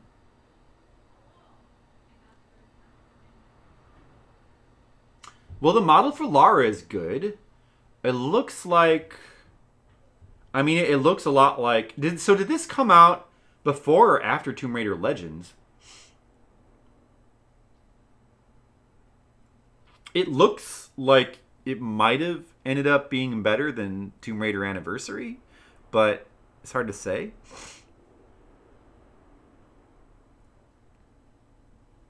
It would all come down to how faithful it is. Core was making it. That's a shame it never came out. Just got the wind sound effects. Here's the big question. Oh, it's the save crystal. Oh, man. If it would have had the save crystals, that would have been amazing. Yeah, that's one big flaw with Tomb Raider Anniversary is instead of save crystals, it has like checkpoints. That game, Tomb Raider Anniversary... Oh, that's not right. Tomb Raider Anniversary is an interesting but like pretty flawed game. That's the one of the Crystal Dynamics ones that's the one that's like it's the one that's the remake of the original game. So they Crystal Dynamics they had 3 PS2 ones they made. Well, they had 3 in the Legend series, like Legend, Anniversary, and then Underworld. And then those were the games they made before the reboot, Tomb Raider 2013. So the reboot's like its own thing. Now there's 3 of those fucking terrible games. But the Legend series is not as bad as the newer ones. But it's not as good as the original. It's kind of like in between in terms of both quality and graphics wise and everything. I played through Legend and a lot of Anniversary. Anniversary is easily the best of them, mainly because it takes the level design from a much better game. Like Legend sort of introduces the new style of platforming that is very well. It eventually inspired Uncharted, I think, but it's what's very standard now in like all Uncharted style games. You see some of it in like Jedi Fallen Order as well. A lot of like hanging around ledges. A lot of like very linear scripted paths where like stuff happens but doesn't really matter. And the Tomb Legends was like a very dumb, very watered down, dumbed down, much more linear game than any of the core Tomb Raider games. Then Anniversary came out, and it was,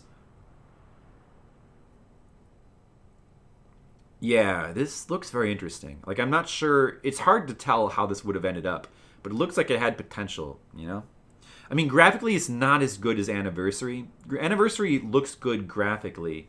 So Anniversary like is the best of those games, but it's still a watered down version of the original game that it's trying to be a remake of, and it's still inferior, like in a lot of ways. Like the music is much worse. It's much more like trying to be cinematic, so it kind of messes up the feel of the original. It doesn't have the same like feeling of mystique. And it's just more generic sounding in general. The music's not as good. The visuals are very nice, but they simplify a lot of the levels in Anniversary. Just for no reason other than that at that time, that was a time when game design was kind of dumbing down everything, you know? And streamlining it. So they just because that's what games were doing. So they streamlined a lot of the original levels. There's a lot less complexity to the levels. Also, they did this kind of thing where they clearly mark where you like because now everything is based around ledge hanging and shimmying. So and like all the ledges are very clearly marked, and there's these kind of weird like marking like this kind of like more like the original Tomb Raider is more organic because it's like Prince of Persia, and you just have to kind of figure out where you can go, and like a lot of times it takes like you have to kind of explore the levels and like figure out where you can go, where you can jump, how to get from point A to point B. Then in Anniversary, everything is much more clearly marked, and you can see very clearly like where the developers want you to go. And yet at the same time, in some ways the game was harder because even though there is like it's more heavily checkpointed and it's more obvious where to go, in Anniversary because it's analog controls, it does not have.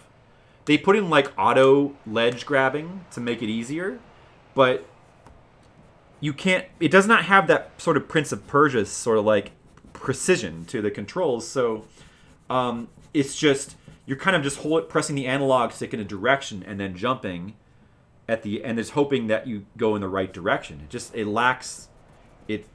Some of the level design doesn't really work that well, so it's awkward to play through anyway. So it kind of needs. It needed the checkpoints that they put in because the game just doesn't play as well. Yeah, so it's not a very good remake, but it's still the best. I have not played Underworld, but from what I've heard, Underworld is the worst of the 3. That's what people tend to say. Because they kind of went back to like the dumbed down style, and I don't know. I think it does have its fans though. But yeah, I don't know. This looks good, honestly. The last game that Core made in the Tomb Raider series was Angel of Darkness for the PS2. They made 5 for the PS1. and then they made Angel of Darkness for the PS2. Angel of Darkness was kind of panned critically because they tried to switch to analog controls, which they didn't want to do, but I believe the publishers like forced them to do it. They forced them to like put analog controls in the game, which the game was like not designed for. So it ends up just playing really sloppy, and people didn't like it. I've never played it. I really want to play it because I've heard that if you give it a chance, it's actually got some interesting stuff in it at least. But that was the last PS2 game they made, and then the next Tomb Raider game was Legend. The series was sort of handed off to Crystal Dynamics, which at the time seemed like a good move, but in hindsight, at least from my perspective, really killed the series. Like the Crystal Dynamics, under their reign, the games just kept getting worse and worse, basically. So, I don't know. I don't know. I'm definitely would have to check. So is this the only level? Wait a second. Let me just check something. Is this the only level, or did they have other levels released? Let me see. Peru. Oh, do they have all the levels?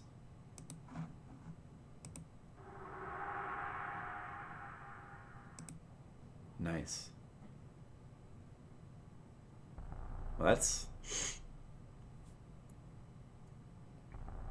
I guess the music, music hadn't been added into the game yet, so I'm getting the feeling there's like... Oh, well, this is the classic ambience, though. I wonder if this is in the game or if they had to add that back in. Because I recognize the specific cave sounds from Tomb Raider. It's interesting. I would like to play through this, quite honestly. Classic Tomb Raider. Yeah, I recognize the areas, too. It's from the first level.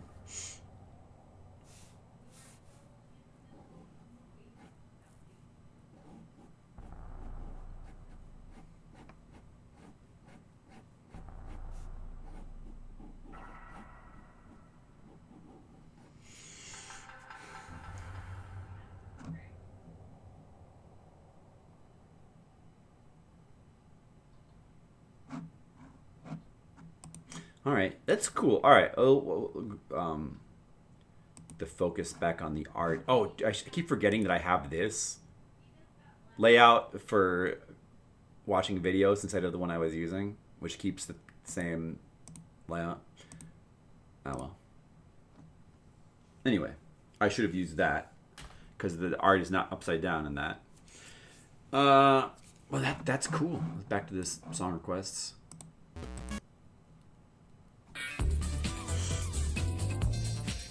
That's very interesting.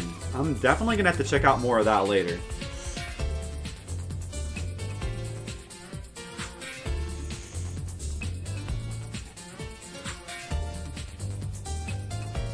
No, like... Alright, hey, thank you. I appreciate that. Man, I can't say enough. I mean, you probably know... If you know that the original Tomb Raider game is on my top 10 list now.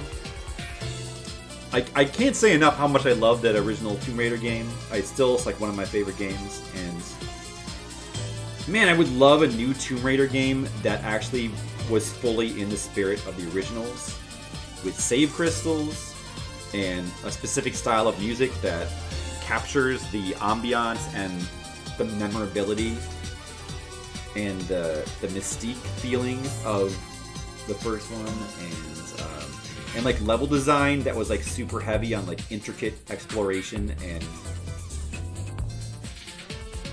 like traversal in like sort of organic way that the original Tomb Raiders were, which the Crystal Dynamics games never, or Uncharted games in general have never captured that style of that feeling of traversing like a level and figuring out like how to traverse stuff and where to go. They should just bring back the Prince of Persia style engines because they're so good.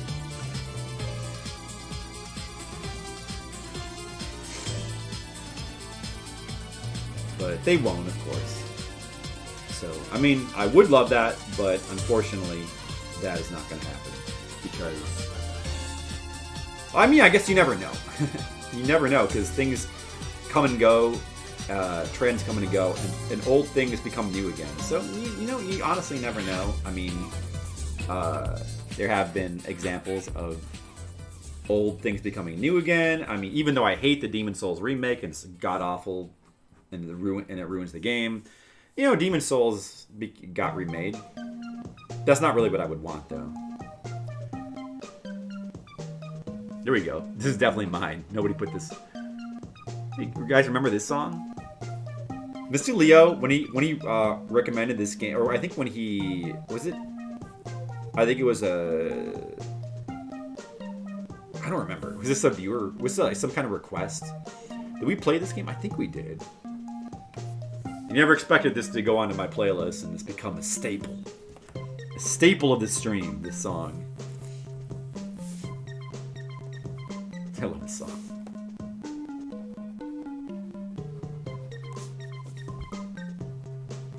See, here we go. This, to me, this song is hilarious. And also kind of like legit good in a way. This is terrible. I love this song so much. I love this song. It's so funny, this song. It's so funny. But also so catchy, too. I love the, like, squeaking instruments that they use.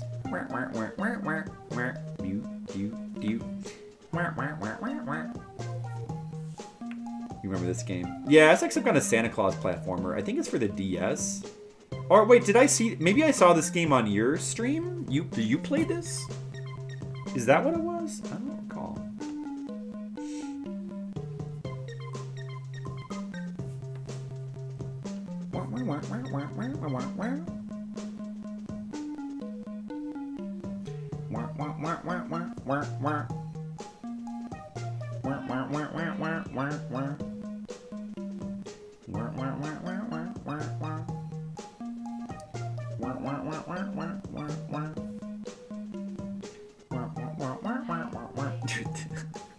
You'll check. Okay. I feel like I want to say that I feel like Mr. Leo is the one who introduced me to this song, but I remember things wrong all the time, and I even get fake memories sometimes, so who knows? The human memory is notoriously fallible. So it's not just me. We all have these moments, you know. Mr. Leo requested it. Oh, well then that's why. Good request, Mr. Leo. Good job. Whenever he like gets back from lurk mode, somebody let him know. Good job, Mr. Leo. Alright, well, let's go to the next song to stop irritating brigands. But I will play that again. Alright, now it's just onto my playlist. Let me find this. I just played that song like the other day. Ooh, let's play this one. Here we go. From the weird Super Nintendo Brawler Legends. And I learned that apparently all the songs in this game are like rip-offs of like... And so this, what was this again? I think this might be a rip-off of like some Conan song, maybe? And then there's some songs in this game that are like clearly ripped off from... What was it? Super Mario All-Stars, I think? Was it the... No. It's like a boss... There's a boss song. Oh, Teenage Mutant Ninja Turtles... Turtles in Time. That's what it was. Yeah. Hey, Whamu! What's up, Wham? Hey, it's been a while. Where have you been? What have you been up to, Wham? How's it going? Welcome back. It's good to see you back. Well, thanks. Yep, you know me. Still drawing. Still doing the drawing thing. They can't stop me from drawing. Hello there, Equinox. You're named after one of my favorite Super Nintendo games. Welcome. Yeah, it has been. You trying to get enrolled in college? Oh, well, that's good. How's that going? School is good. We endorse. Here at the Flipsider Scream, we endorse school. Thumbs up for school. I'm sure you did it right. What? Trying to get enrolled to school? Well, I hope so. Good luck getting into school. Hope you get into that school. Good luck With those schools are pretty crazy these days. So good luck out there at your school. No one has ever guessed what my name is from. I'm impressed. Yeah? Well, you've come to the right stream, apparently. You've come to the perfect stream, because Equinox is one of my favorite Super Nintendo games. Love that game. I actually one of the people that I really prefer Equinox over Solstice. Solstice is a cool game as well, but I just think Equinox has like expanded on it and improved in like every way. And this soundtrack, that's actually a Folan soundtrack too. Man, this soundtrack is so good. I have played through it on stream before, a couple years ago. But I would play it again, because I wouldn't mind, because damn, I love that game. Like, yeah, I've got some weird favorite Super Nintendo games. I like that, Shadowrun. Well, mainly just those two, I guess. Those are my favorite. Those are my weird favorite Super Nintendo games. I mean, I still like, the Chrono Trigger, of course. And Final Fantasy VI is one of my favorite RPGs. But those are the boring choices. Oh yeah, transferring your four-year college. I see. Oh hey, Wesker. Was that Wesker I saw? Oh no, that's the person who made this. That's the hoster of the song. I see. Isometric platformers, but not Equinox nor Solstice. I mean, in my opinion, I've played a bunch of them. I think Equinox is the best that I've played, but I also really want to play Landstalker. This is a weird song. What is... For Tetris on the DS? It sounds like a Donkey Kong Country song, or is it something? I don't know. Huh. Sounds familiar, too. No one's got it? Well, you found one, Equinox. It had to happen one of these days. You came to the right stream. Hey, I guess you'll have to follow me now. I play other great retro games like Equinox as well.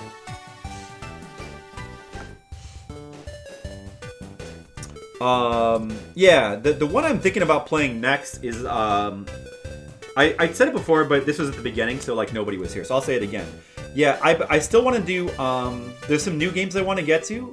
I want to get to Deadly Premonition 2. And I want to get to Dragon Quest 11, but I also really need to play the I got the Secret of Mana collection. I've never played through in its entirety.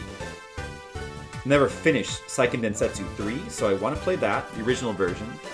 And yeah, Folan made, well, not the song you just heard, but because the soundtrack to Equinox he made.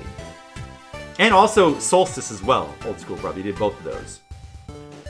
Oh, what was I saying? Yes, I was just saying that, right, so those are all games I want to play, but I might be doing some more Umihara Kawase. I need to play, I haven't finished the second or third game in like 100%, like I have with the first game, so I might do some Umihara Kawase 1, the PlayStation 1 game. Might do more of that soon. I want to finish all the paths. Shinobi X on Saturn. Man, that's another system that I need to do more games from the Saturn at some point. So many games to play. He's Bloopy, I like it. There's the Yoshi mode. Oh, the Yoshi mode? Oh, that makes sense. That's what I'm thinking of. Was Yoshi, not so much Donkey Kong Country, I guess. You just normally lurk? Well, are you a fan of the comic? Is that why you just lurk? Well, thanks for chiming in. I hope that you will feel free to be a participator and not just a lurker. And if you like old school games, I do too. We play a lot of them. I just beat Echo the Dolphin. It was awesome. Now there is a great NES game, Yoshi. Just plain Yoshi. The one where... What is Yoshi again? Is that like Tetris Attack? I don't remember. I don't recall. Because that is the music from Yoshi, isn't it? I think it is. You're a quiet guy. Well, that's all right. It's okay to be quiet. Feel free to lurk as well if you want to. stream some retro games. I only stream modern, so I don't know if it'll be well received. Well, you know what? There is a very nice retro community. It takes a while though. If you just start streaming, when I first started streaming, honestly, and don't be discouraged because like the first couple of years that I streamed, like the only people that would watch me would be like my friends, and eventually like I have a very small community of people that will watch now, but. It's it takes a while. I mean, you can occasionally people can get lucky and they can just like blow up. And most of the time, it takes. And honestly, you shouldn't even really look at it as like a thing where like you need to have like a lot of people. This is a hobby, Like if you have a couple people watching, that's good enough. That's the way I look at it. I just like to stream. I mean, mostly I just like to stream because you can turn your video game playing into a social experience, and that's more fun for me than like most actual multiplayer games, except Splatoon, which is awesome. So you can beat Echo. I would just swim around for hours.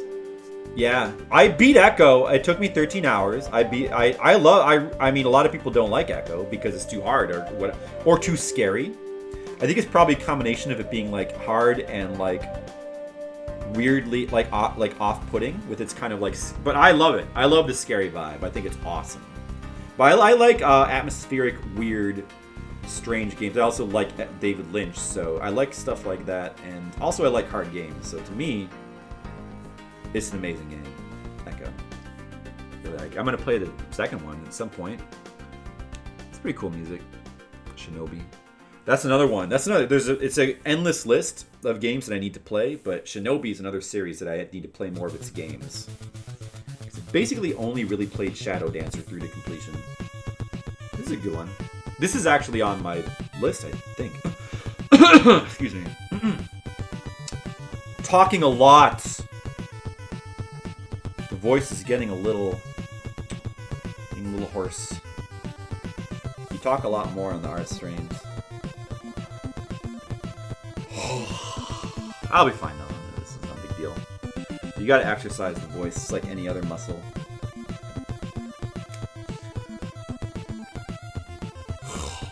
But what time is it? It's 11, so we're streaming for about 3 hours. I'm gonna finish this page. It will probably take another half hour, maybe an hour, and then I'm gonna stop. Right, just do it for... Right. And also, I mean, yeah, that too. I agree with that. But just think of it as like a way for you to play your... Like, just think of it as like have you ever had friends come over and sit around the living room and play a video game? Just think of it as like doing that online, because that's all it really is. And it's something... You don't have to have like 100 viewers for it to be a fun time. If you do... It's a bonus, and if you somehow get like a big enough audience that you can make money off it, that's just a bonus, But if you're not having fun doing it, even if you are like somehow making money off it, if you're not having fun with it, then it's just another job, and it's not really that great. Like some streamers are probably like trapped doing games they don't really want to do anymore, but like are forced to because they like blew up playing a certain game, and now they're like their livelihood depends on it. And on the one hand, it's still nice to get money for playing video games, but on the other, that must be kind of a bummer,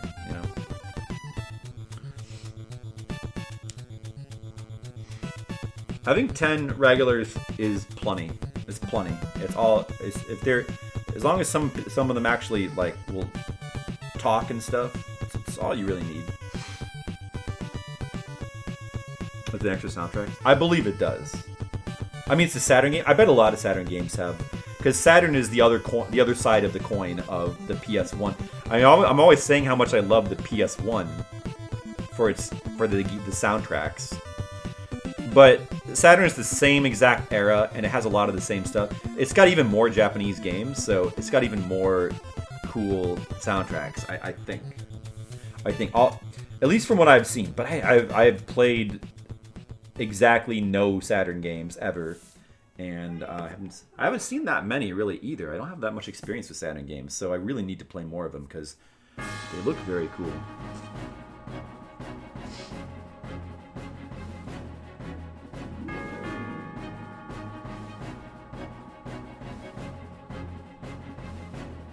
Trophy collection I've gotten on my stream? Oh, yeah, all the games that I've beaten? Yeah, I guess that is kind of like my version of a trophy collection.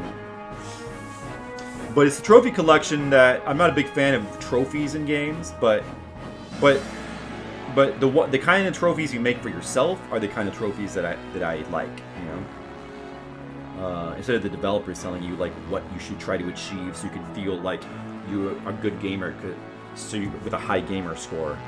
But yeah, I mean those are all. I mean, and also that's useful because I mean it is bragging partially, but when it's useful. It's handy to have a list of games that have been played on stream, so that because we do a lot of requests and people need to know which games have been played already.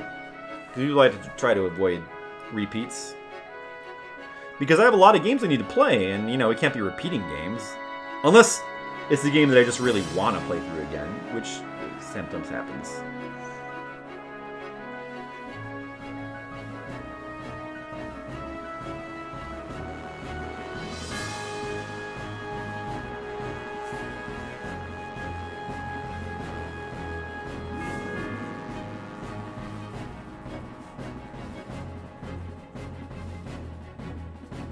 You know, this song is not bad. It's growing on me a little bit. This song.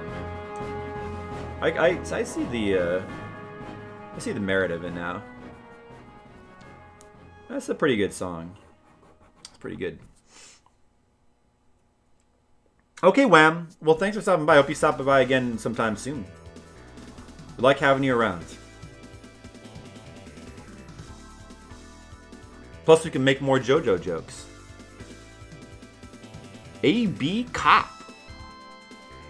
That's one I've never seen or heard of. Oh, classic Sega arcade music is some good stuff. Sounds like it might be very good. N64 section is surprisingly empty. Well, yeah. No, I mean, it's not that surprising because I haven't done... Well, I haven't done...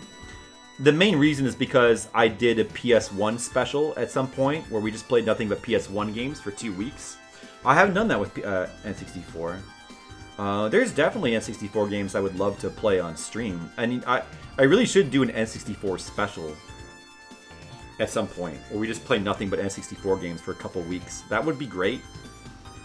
It would be really fun. But, you know, there's so many games I want to play that it's not high priority right now. There's so many. But yeah, I mean, let me see. We did Castlevania 64. I love that game. I find that game to be like super underrated. And you know what I do need to play is Mario 64. I don't think I've ever beaten Mario 64 on the stream. I was thinking that. And I just got that Mario 3D collection for Switch, so maybe. Think about that, maybe. I mean, I generally prefer to play original versions of games. So I would, if I hadn't played it before, I would definitely play the original N64 version. But I've played the original N64 version of Mario 64 many times. Not on stream, but I played that game a ton. So I would not mind at all playing the new version on Switch to check it out. I wouldn't mind that. I have no problem playing like remasters and stuff if I've played the original game already. But I want to avoid playing remasters if I haven't played the original game because I want to get the original experience first. You know? Classic Sega Bass. Yeah, it's real good. Wish we could have that back. Quest 64? I would play that. Oh yeah, Mischief Makers I've played. That's an amazing game. I have not done that in stream. But that's one that I need to do on stream. Because I haven't played it in a long time either. But that game is amazing. Quest 64, that's a game that has a bad reputation, but it's one of those that I feel like I might like a lot more than its reputation would belie. My 64 controls are so interesting on the Switch. Yeah, well, yeah, N64... I think Mario 64 has really good controls. But it's just the N64 controller. It's very difficult for modern controllers to properly, because they just don't have the right configuration of buttons. They don't have, the C buttons are the main problem. So it's very difficult to get the same experience with a modern controller. But I'll probably could figure it out. All-Star 64 is almost identical. Well, that just minor graphics changes. That's totally fine with me. That's totally, because the game is like, it's one of the best games of all time as is, as far as I'm concerned. So I don't need graphical improvements personally. I wouldn't mind, but I know that there was like a graphical upgrade for like 3DS, wasn't it? Wait, so actually I have a question then. So is the Switch version the same as the 3DS version they released, or is it different? Yeah, this song's good. Mega Man 3 has got amazing music. This title theme is pretty amazing. We played Mega Man 2 for Fliptendo a while back, and I was talking about how the titles theme for that game is particularly amazing because it uses the credit song from Mega Man 1 as the opening part of the song, and then like leads into an original song, which is really, really cool, and something that you kind of forget about these days if you aren't super familiar with Mega Man 1. But like, man, has any other game done? That's such a cool idea to have the opening song for the sequel be the credit song of the first game. But this song is like a completely original song for Mega Man 3, and it's also it's just super, super good too. And also, like, the songs that I like the most from Mega Man 3 are Snake Man, Magnet Man, and the first Wily song. I think a lot of people prefer the second Wily song, but I really prefer the first one. It's like one of my favorite Wily songs. Night Warriors, that's a cool name. Ninja Warriors. And then there was Ninja Warriors again. I like that the sequel had just put again. So DS64 is a different game. Did you run the modifications? Mario 64 has a lot of new stuff. None of that new stuff is in the Switch version, huh? That's kind of weird. I mean, I don't mind it that much because the original version doesn't need the extra stuff, but that's a bit weird, isn't it? Mega Man 1 made you hate the NES for a minute? Really? How come? I really like Mega Man 1. The fight with the Yellow Devil, aka the Rock Monster, that's one of my favorite boss fights in anything. And this soundtrack is amazing. I love that the game is like shorter and more compact than any other Mega Man game, so even though it doesn't have a password system, it doesn't really need it because you can play through the game in a couple hours, if you know the game. It's also like one of the harder games, and the challenge is really nice in that game. And it's kind of cool that it doesn't have energy tanks, because it feels, the challenge is like more balanced than the other Mega Man games, you know? That was a problem that like all the Mega Man games have after 1, is the energy tanks, especially in the later ones, they really wreck the balance of the game. So it's basically it's like too hard if you try to play without energy tanks, and it's too easy if you just like use them to the full extent. And there's like no in between, you know. But Mega Man 1 does not have that problem. Mega Man 1 is like, it's a good, satisfying, hard game, no matter how you play it. Oh yeah, Silius does have it's a Sunsoft game. So, I mean, personally, I feel that the Silius soundtrack is maybe a bit overrated. Only because it's not my favorite, Sunsoft. Like, I would kind of put it at the lower tier. And some people a lot of people seem to just really, really go out of control for Silius.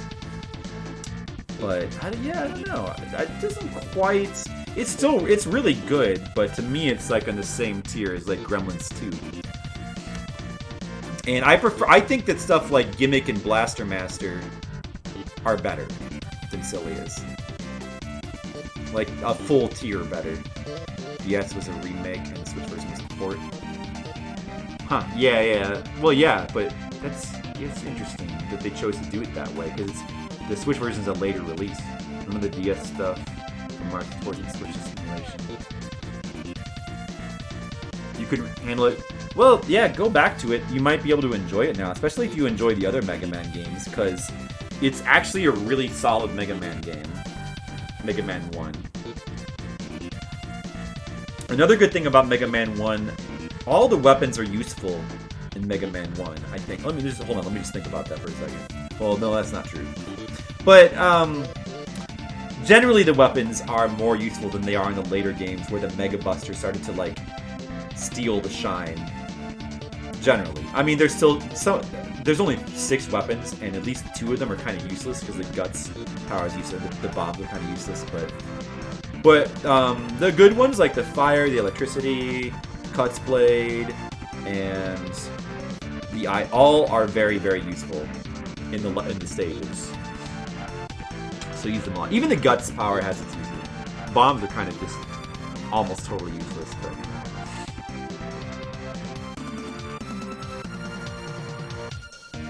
Although you can put yourself on bombs against the clone boss, and he basically won't be able to attack you, so you can get like a breather. Although it doesn't do that much good because you can't attack him that well either.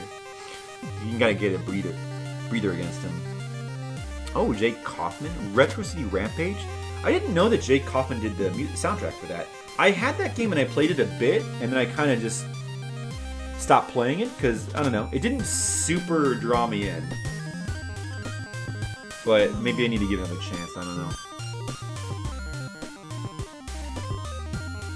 Mario 64 DS starts with Yoshi. Oh, I see. He was originally conceived that way, it's interesting. Oh, dude. Oh, sorry. You know what? My chat had stopped scrolling. I'm actually way behind on the chat. Sorry. Let me catch up real quick. 64DS was cool, but playing with the D-pad sucks. Yeah, I could see that. The 3DS.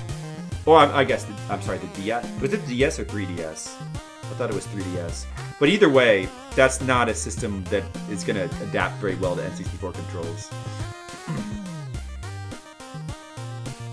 Yeah. A stylus chewer. I'm a stylus chewer as well.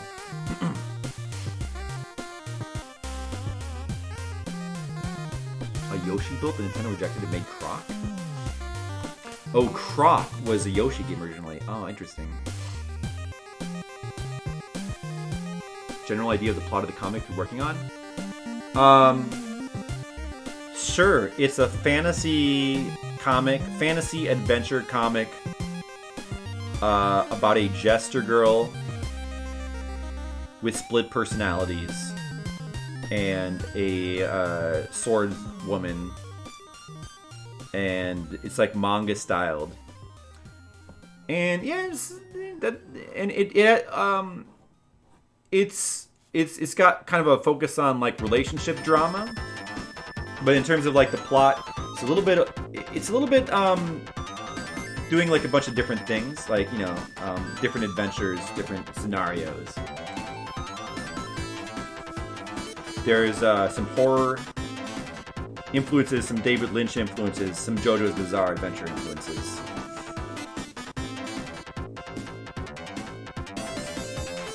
You ever played Croc? It can't be as good as Mario 64, but I don't know. I'd like to give it a try. I never tried either. I never even looked at it.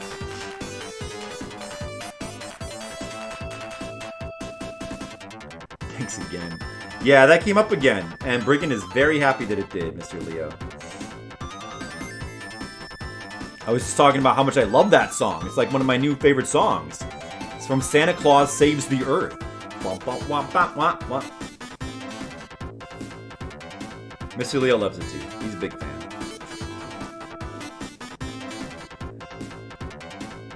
Yeah, I guess I'm just weird because I really enjoy that song. Well, thanks. You can check it out. Try using the comic command. Oh, you didn't do it. Try my keyboard. The comic command will give you a link to the comic, then you can check it out. Perhaps after the stream, you could give it a try.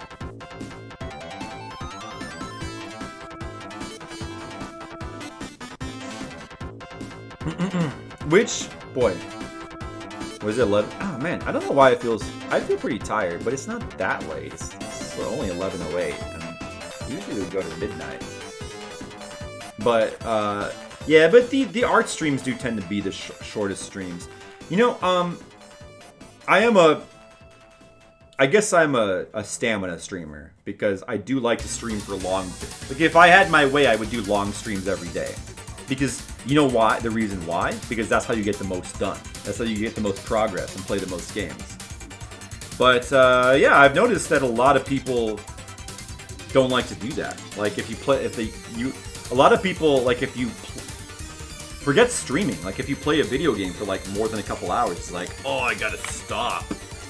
Well, I don't want to be mocking, but yeah, you know, I'm getting tired. But not me. I like to play video. I'm a marathon player. I could easily sit down and play a game all day. I've done it. I've played video games all day. Of course, I can't actually do that because I have a real job and I have stuff to do. But and it's not like even if I had my way and I was rich, it's not like I would stop the comic. Like I wouldn't stop the comic. But at the same time, there are days where I just want to sit around and just play video games all day. I'm a marathon player. You ever draw Jen in my comic? No, it would feel a bit weird, I guess. I haven't really done. But also, I don't put real people, like none of my characters are based off of real people at all. I do take, well, no, wait, that's not true. That's not true. There was an earlier character that was the look was kind of based off of David Bowie. I guess there's like a couple celebrities here and there occasionally, but most of my influences just come from other comics. I definitely don't ever put people I know in the comic as a background character. No, I don't usually do that. I don't usually have a lot of opportunities to do like background characters. Large crowds of people. That's pretty rare occurrence. Hammer Madness for 12 hours, still didn't beat it. Hammer Mad. Oh yeah, that's right. That was that one mod of Mario Brothers, right? I remember that. Yeah. Well, yeah. So the thing about doing like marathoning a game like that, Mega Man Network Transmission. What's that? Is that like a Battle Network game? I don't know much about those. I'd like to check some of these weird Mega Man games out. What was I saying? What was I saying? Oh, right. About marathoning games. I mean, like, if I really want to make progress in a game, I will definitely do that. But you have to keep in mind that that's kind of a double-edged sword, because as you play a game longer and get fatigued, there definitely comes a point of diminishing returns where you're not going to play as well. Like, on the one hand, obviously practicing something over and over will eventually help you to build up your ability to beat it. But on the other hand, fatigue it creates a diminishing return situation. So it's a double-edged sword there. So it's arguable, but but like, if I really want to beat something, I mean, I will just keep playing until I beat it because of persistence. But there's definitely times where, especially if you're feeling fatigued, where it may be smarter just to stop and like try it again another day. I have to stretch if I play more than a few hours. I probably should stretch more. I probably should. Right now I should probably stretch. Oh, that's right. I was going to get up and get a cup of water, and then I forgot. I haven't drank a thing. I was going to do that before I finished the last page. I totally forgot. Oh well, I'll do it after I finish the stream. That'll be pretty soon.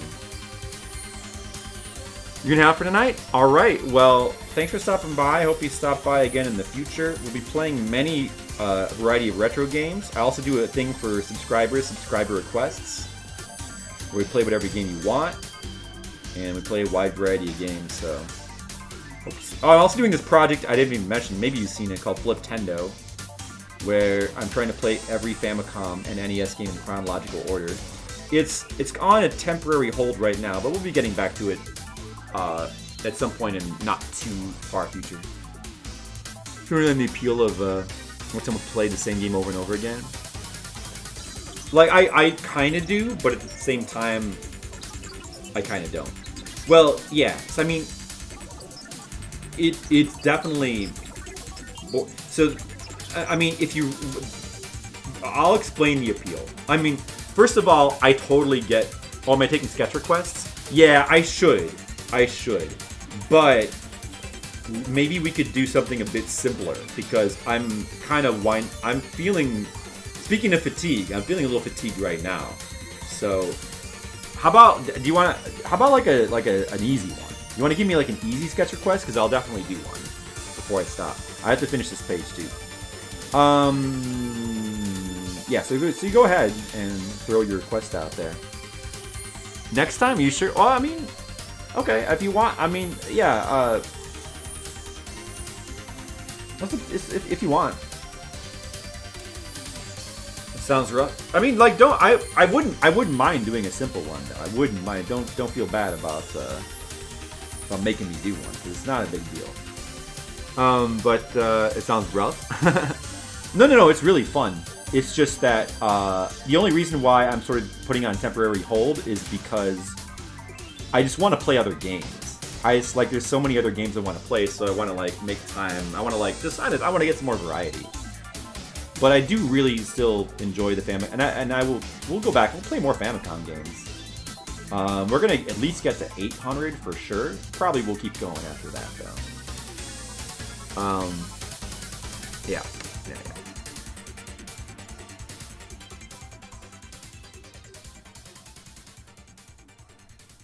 Start to finish in 8 hours. What was I saying before? Oh, yeah, I need to stretch, understand the appeal. Oh, watching someone play the same game over and over again. Here's the appeal of that. Number one, sometimes people just, if you just like the streamer and like hanging out there, a lot of times with those speedrunners who like play the same game over and over again, it is more about like the community than actually watching them. Number two, you might just really like the game. And number three, for speedrunners, the appeal it's a lot like poker, like the old saying. By the way, poker, a hobby I used to have before like everybody stopped playing. But yeah, there was this old saying like hours of boredom, moments of terror, right? Or moments of like excitement or panic or whatever. It's like, so like I think that like the appeal is that with these big name speedrunners who are like trying to get world records, the appeal is just being there for the chance of when a world record happens, like being part of that moment, I think. So yeah, like I think even though it is boring a lot of times to watch them do the same games over and over again, you want to be there for those moments of excitement when like something exciting does happen, you know?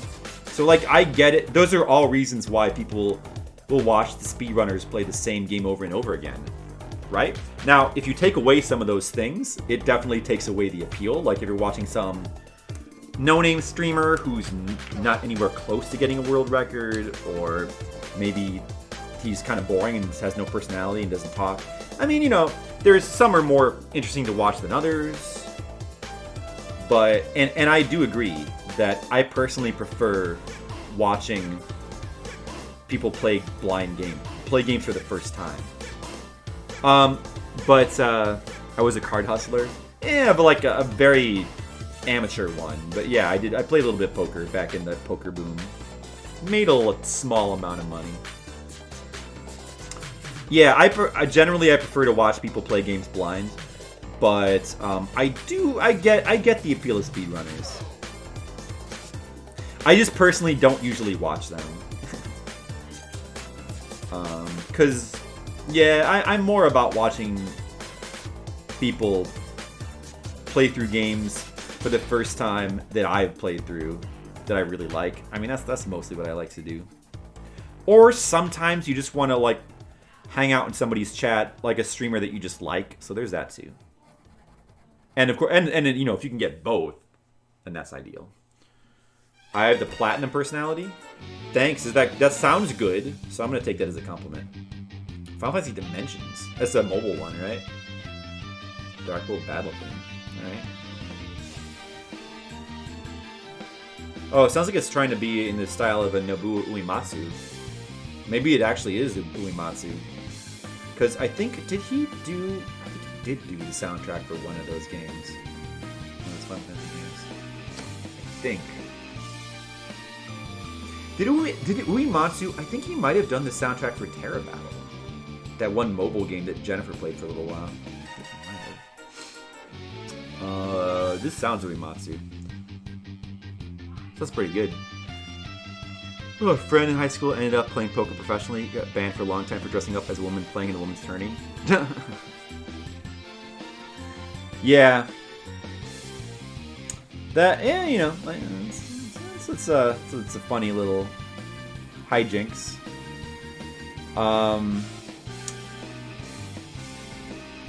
Yeah, that almost sounds like, do I know your friend? It was post Uematsu? Yeah. I never did like any like big tournaments or anything. I always just played small stakes.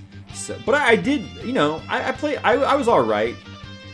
I wasn't that great, but I made a little bit of money. But like a lot of people, I probably didn't really learn how to play. Like there's kind of an art to the general playing skill of like the public. Like when the poker boom first hit, when like Chris Moneymaker won the World Series of Poker, there was this big boom of like lots of people playing poker, and there was like a lot of terrible players. And like I was one of those terrible players, but I was like marginally better than a lot of the worst ones. So like I did okay. And then like I eventually got better at poker. Like I'm thinking pretty good now. But the problem is everybody else got better too.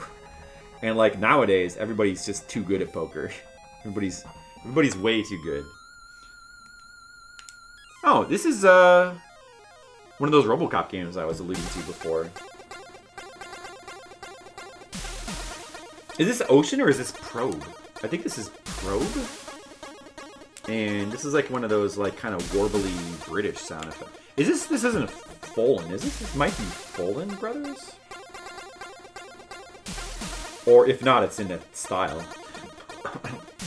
It was Naoshi Mizuta? Oh, Naoshi Mizuta did that? Dude, I love... Mizuta is, right now, after I was disappointed by Final Fantasy 15 and Yoko Shimomura, Mizuta would be like my choice for like becoming the new Uematsu, because he, throughout Final Fantasy 11, he just kept getting, in my opinion, just better and better. And I loved his music in Final Fantasy 11. And on that song, it sounded really Uematsu-ish. You know, man, why don't they get him to do... I've said this before, but like to me, the main problem with newer Final Fantasy games is the identity crisis with the music. Like they just... Every game has got a new composer, and they cannot settle on a style. Like before... Like up until Final Fantasy X, there was a consistent style for the games, the Final Fantasy games. And it was, you know, Uematsu like set the tone, and like he did amazing music, and it was like some of the best video game music around. And that was a big part of what made Final Fantasy games so legendary. And once he kind of left, they never filled those shoes. There's lots of good composers who worked on them, and there's some good soundtracks, but there's no consistent style, no consistent tone, and no consistent quality. Because some of the soundtracks are better than others, some are kind of weird. I think, even though Final Fantasy XII soundtrack is done by the guy who did the Final Fantasy Tactics score, which is an amazing soundtrack, I don't think that soundtrack is very good. It just does not... It's not Final Fantasy at all. And it's just... I don't know. I feel like it didn't quite work. Oh. My file history drive was disconnected. Uh-oh. Dude, I hope there's nothing wrong with like one of my backup drives. It's not connected right now. Usually when I unplug it and plug it back in, it fixes it. Don't worry about that for right now. Definitely not. It sounds like Poland. Yeah, it does sound like Folan. I don't know if it is, but it does sound a lot like Folan for sure. It might be him. It really sounds like him, so I have to believe it is him.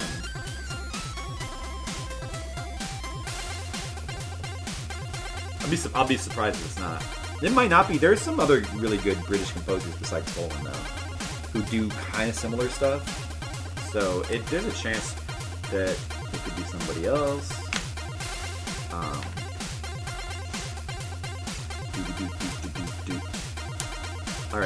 Alright, so yeah, I mean, I guess we'll be wrapping the stream up pretty soon. I gotta finish this panel, and I'm getting tired.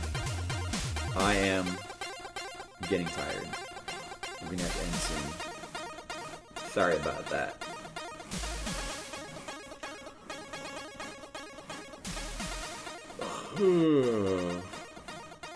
But, yeah, you might be back tomorrow. Oh, I want to mention this again. But you got a little announcement to make. I'm going to be doing a watch party on Saturday. We're going to be watching, finally, Suburban Sasquatch with the people here, with the peeps. Be watching the legendary Red Letter Media movie, Suburban Sasquatch. Legendary bad movie. So we're going to be doing that Saturday night. So if you're not doing anything, want to be part of that, I think it's going to be pretty fun. Oh, another Dimension song. Cool. Yeah, this really sounds like Uematsu music, doesn't it? Man. Naoshi Mizuta, he might be a genius. I'm glad they got him doing some stuff, you know? I definitely prefer him to, what is his name? Hamazu? Or Hashimazu? Or, I forget. Hashimoto? You know who I mean, right? The guy who did a lot of the music for 10, and... No, Hashimoto, wait. Hashimoto is the guy who did that's the Final Fantasy Tactics guy. Hamazu is, those are two different guys, I think. Two different guys. What does this work with Amazon? You have to have Amazon Prime to do a watch party on Twitch. It does work with the Amazon library. Suburban Sasquatch is free on Prime. But to join a watch party on Twitch, this is the drawback of the Twitch watch party, is you need to have Prime. But a lot of people here do have it, so hopefully, if you don't have it, don't feel like you have to get it like on my account, though.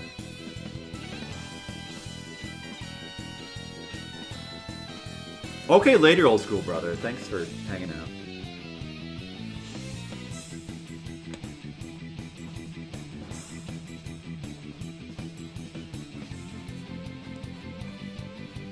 They probably contracted him to specifically do an Uematsu song, because it sounds like he's trying to be very Uematsu, and he's doing a pretty good job. So it's interesting because Final Fantasy XI soundtrack does not at all sound like Uematsu. And at first, I was slightly turned off by it. I remember when the original game came out in 2003, and it was just the original release. It was not, like, the original soundtrack is still really good. It has a lot of really good music. I particularly like the character picker music, but there's a lot of, it takes a lot of getting used to, that soundtrack. Especially, like, the battle themes. The town themes were amazing, like, from the beginning. But, man, his soundtracks just kept getting better and better with every expansion that came out. And I also appreciate those earlier soundtracks more now too, like the original town themes in the Final Fantasy 11. Okay, all right, Mr. Leo, thanks for hanging out. Have a good one. Have a good sleep. I'll probably be sleeping soon myself, so I gotta catch up on some sleep. Oh yeah. This is very Uematsu? Yeah, the last one, yeah. It was, for sure. Definitely sounded like that's what he was going for. So they probably, specifically... Because his style, I think his style is not necessarily very Uematsu. His style is very, like, specific to him.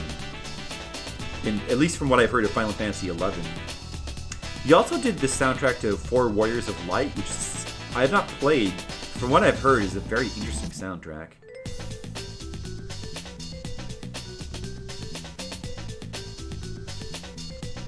He might be like my current favorite composer at Square. Like, yeah, so Hamazu, is it Hamazu? The guy who did Final Fantasy X? Not, his stuff is alright. And he also did 13, I believe. I think is Hashimoto, the guy who does the Tactics soundtrack, who did... I love the Final Fantasy Tactics soundtrack, but Final Fantasy 12 soundtrack is probably one of my least favorites. Although it does have its moments. But I don't like it that much as a Final Fantasy soundtrack. I'm not a big fan of that. Final Fantasy X soundtrack is kind of all over the map because it's 3 different composers, one of which was Uematsu. And it's kind of all over the place, but it does have some really good songs in it. That's sort of, that's the thing with like a lot of the soundtracks in Final Fantasy past 10, is that they're all over the place in terms of quality. Some of them are really good, some are really mixed. Some, like the soundtrack for Final Fantasy 12, is like technically good music, but just doesn't quite work, I think. Doesn't have enough memorability or something. Final Fantasy X too has a very underrated soundtrack. I thought that was very good. And I love Final Fantasy 11. But 13 soundtrack is like very hit or miss. There's like a couple songs that are like amazing, and then a bunch of songs that are not very memorable. And then 14 I don't really like that much, because it feels like a downgrade to 11. Although it also has its moments. The guy who did that, what is his name? Soken, who I believe also worked on... He might have also been the other guy to work on 10? He does amazing battle themes, but the rest of his music is kind of forgettable. It's pretty weird. And then 15 is like the most disappointing soundtrack in the series. It's still a good soundtrack because it's primarily you listen to older songs from Final Fantasy in the radio, but the game's actual like new soundtrack is very disappointing. Although it does have some really good battle themes, which sound very reminiscent of Kingdom Hearts. Like there's a couple of really good ones, but man, all the area music is super bland in Final Fantasy 15. It's probably the worst soundtrack in the series to date, and that's kind of a shame. Like, it's probably the only soundtrack I'd consider to be actively bad. Well, it's not even bad because it's propped up by the... I gave this soundtrack like a good score because it's got like every soundtrack from like the old... How can you not? But it was a big disappointment. Have you ever been involved in the creation of a visual novel? I have not, no. I have not, because, no. Well, I've had a couple of people, like, ask me about it. I've had, like, a couple of people, like, tossing out, like, interest in, like, working on it. But the main reason why I haven't is because, quite honestly, it would just take away a lot of time from working on the comic.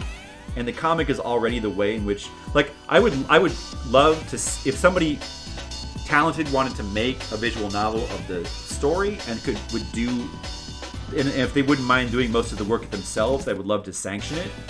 But I can't do it myself. I mean, I'm already working on the comic, and it's kind of like telling the story in 2 different forms. It's kind of cross purposes, so it wouldn't really make sense for me to do that, in my opinion. So no, I mean, I've thought about it, but I just don't think it would be a good idea to try to do a visual novel. Those things are a lot of work, at least to make it good.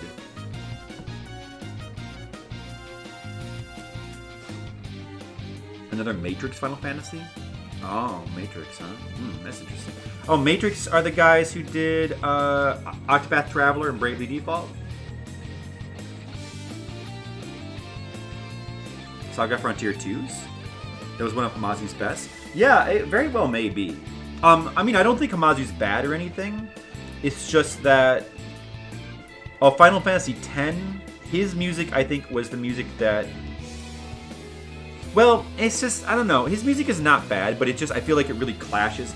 10 is such a weird game in terms of its soundtrack, because overall the soundtrack is pretty good, but the theme, all the styles, they really clash a lot. There's a lot of good music, though. I mean, like, the Xanarkand theme is really good, and the Cave theme is really good, and there's some good themes, like Oran's theme, or Oran, or whatever. But, also, like, I think the Hamazu, like, the boss themes were really weak. Like, Uematsu did one of the boss... Well, he did 2 of the boss themes. His were the good ones. Otherworld and and the Seymour fight. But then Hamazu did the other ones, and his are like super weak, I think. And you gotta have good boss themes. Then you have like Soken, who's like apparently like only good at doing good boss music, and all the rest of his music is just bland. Matrix did Dimensions. Oh, okay. Who is it? Well, but because Bravely Default and Octopath, they were done by like another shadow developer for Square, right? 10 was all over the place. I mean, in terms of its soundtrack, it's all over the place. Like, in terms of the game, I think it's a really good game.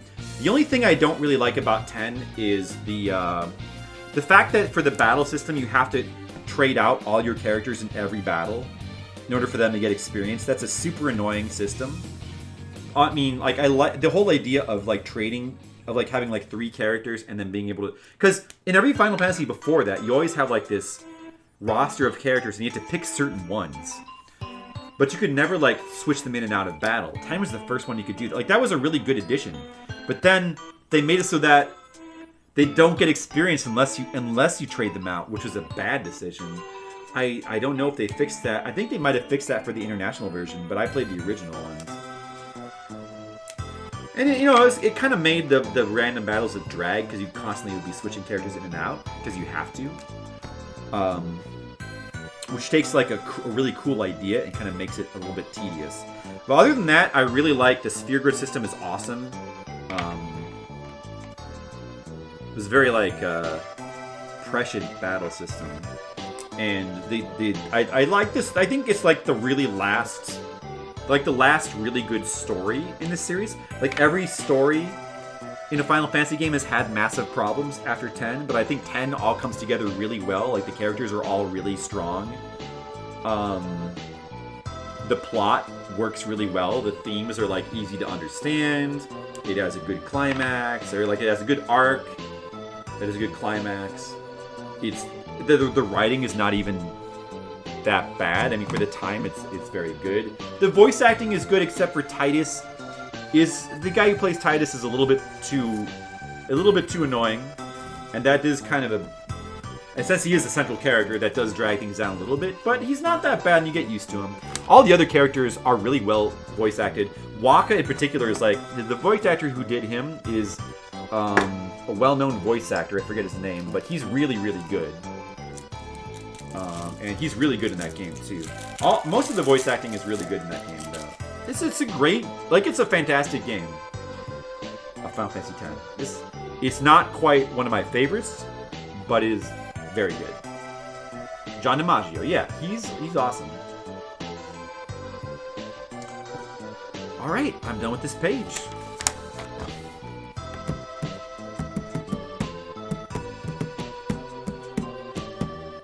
You know, like, it's funny because people trash Final Fantasy 15, but I think Final Fantasy 15 has the best narrative since 10.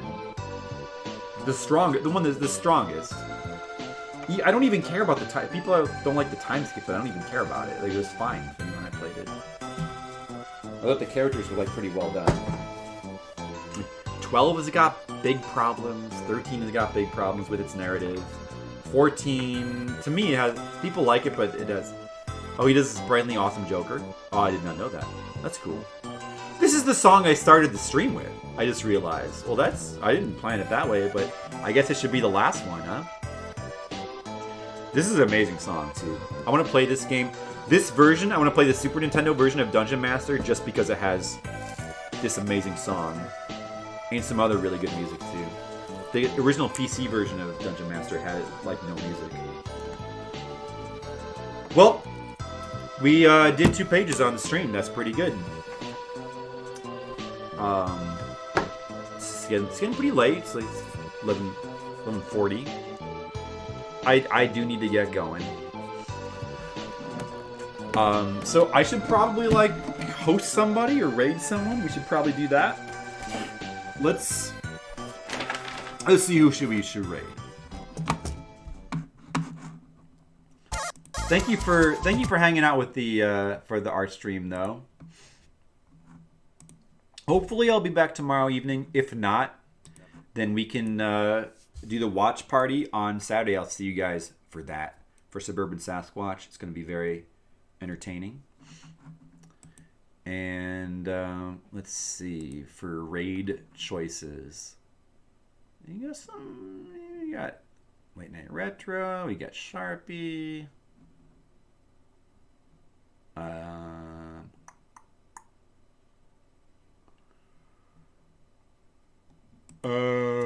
Excuse me. You should be ashamed. 1, 2, jump. You know what? Let's go to Late Night Retro. He's playing Castlevania. That's cool enough. Thanks for watching, and I'll see you guys soon. Have a good night. Goodbye. Later. Adios.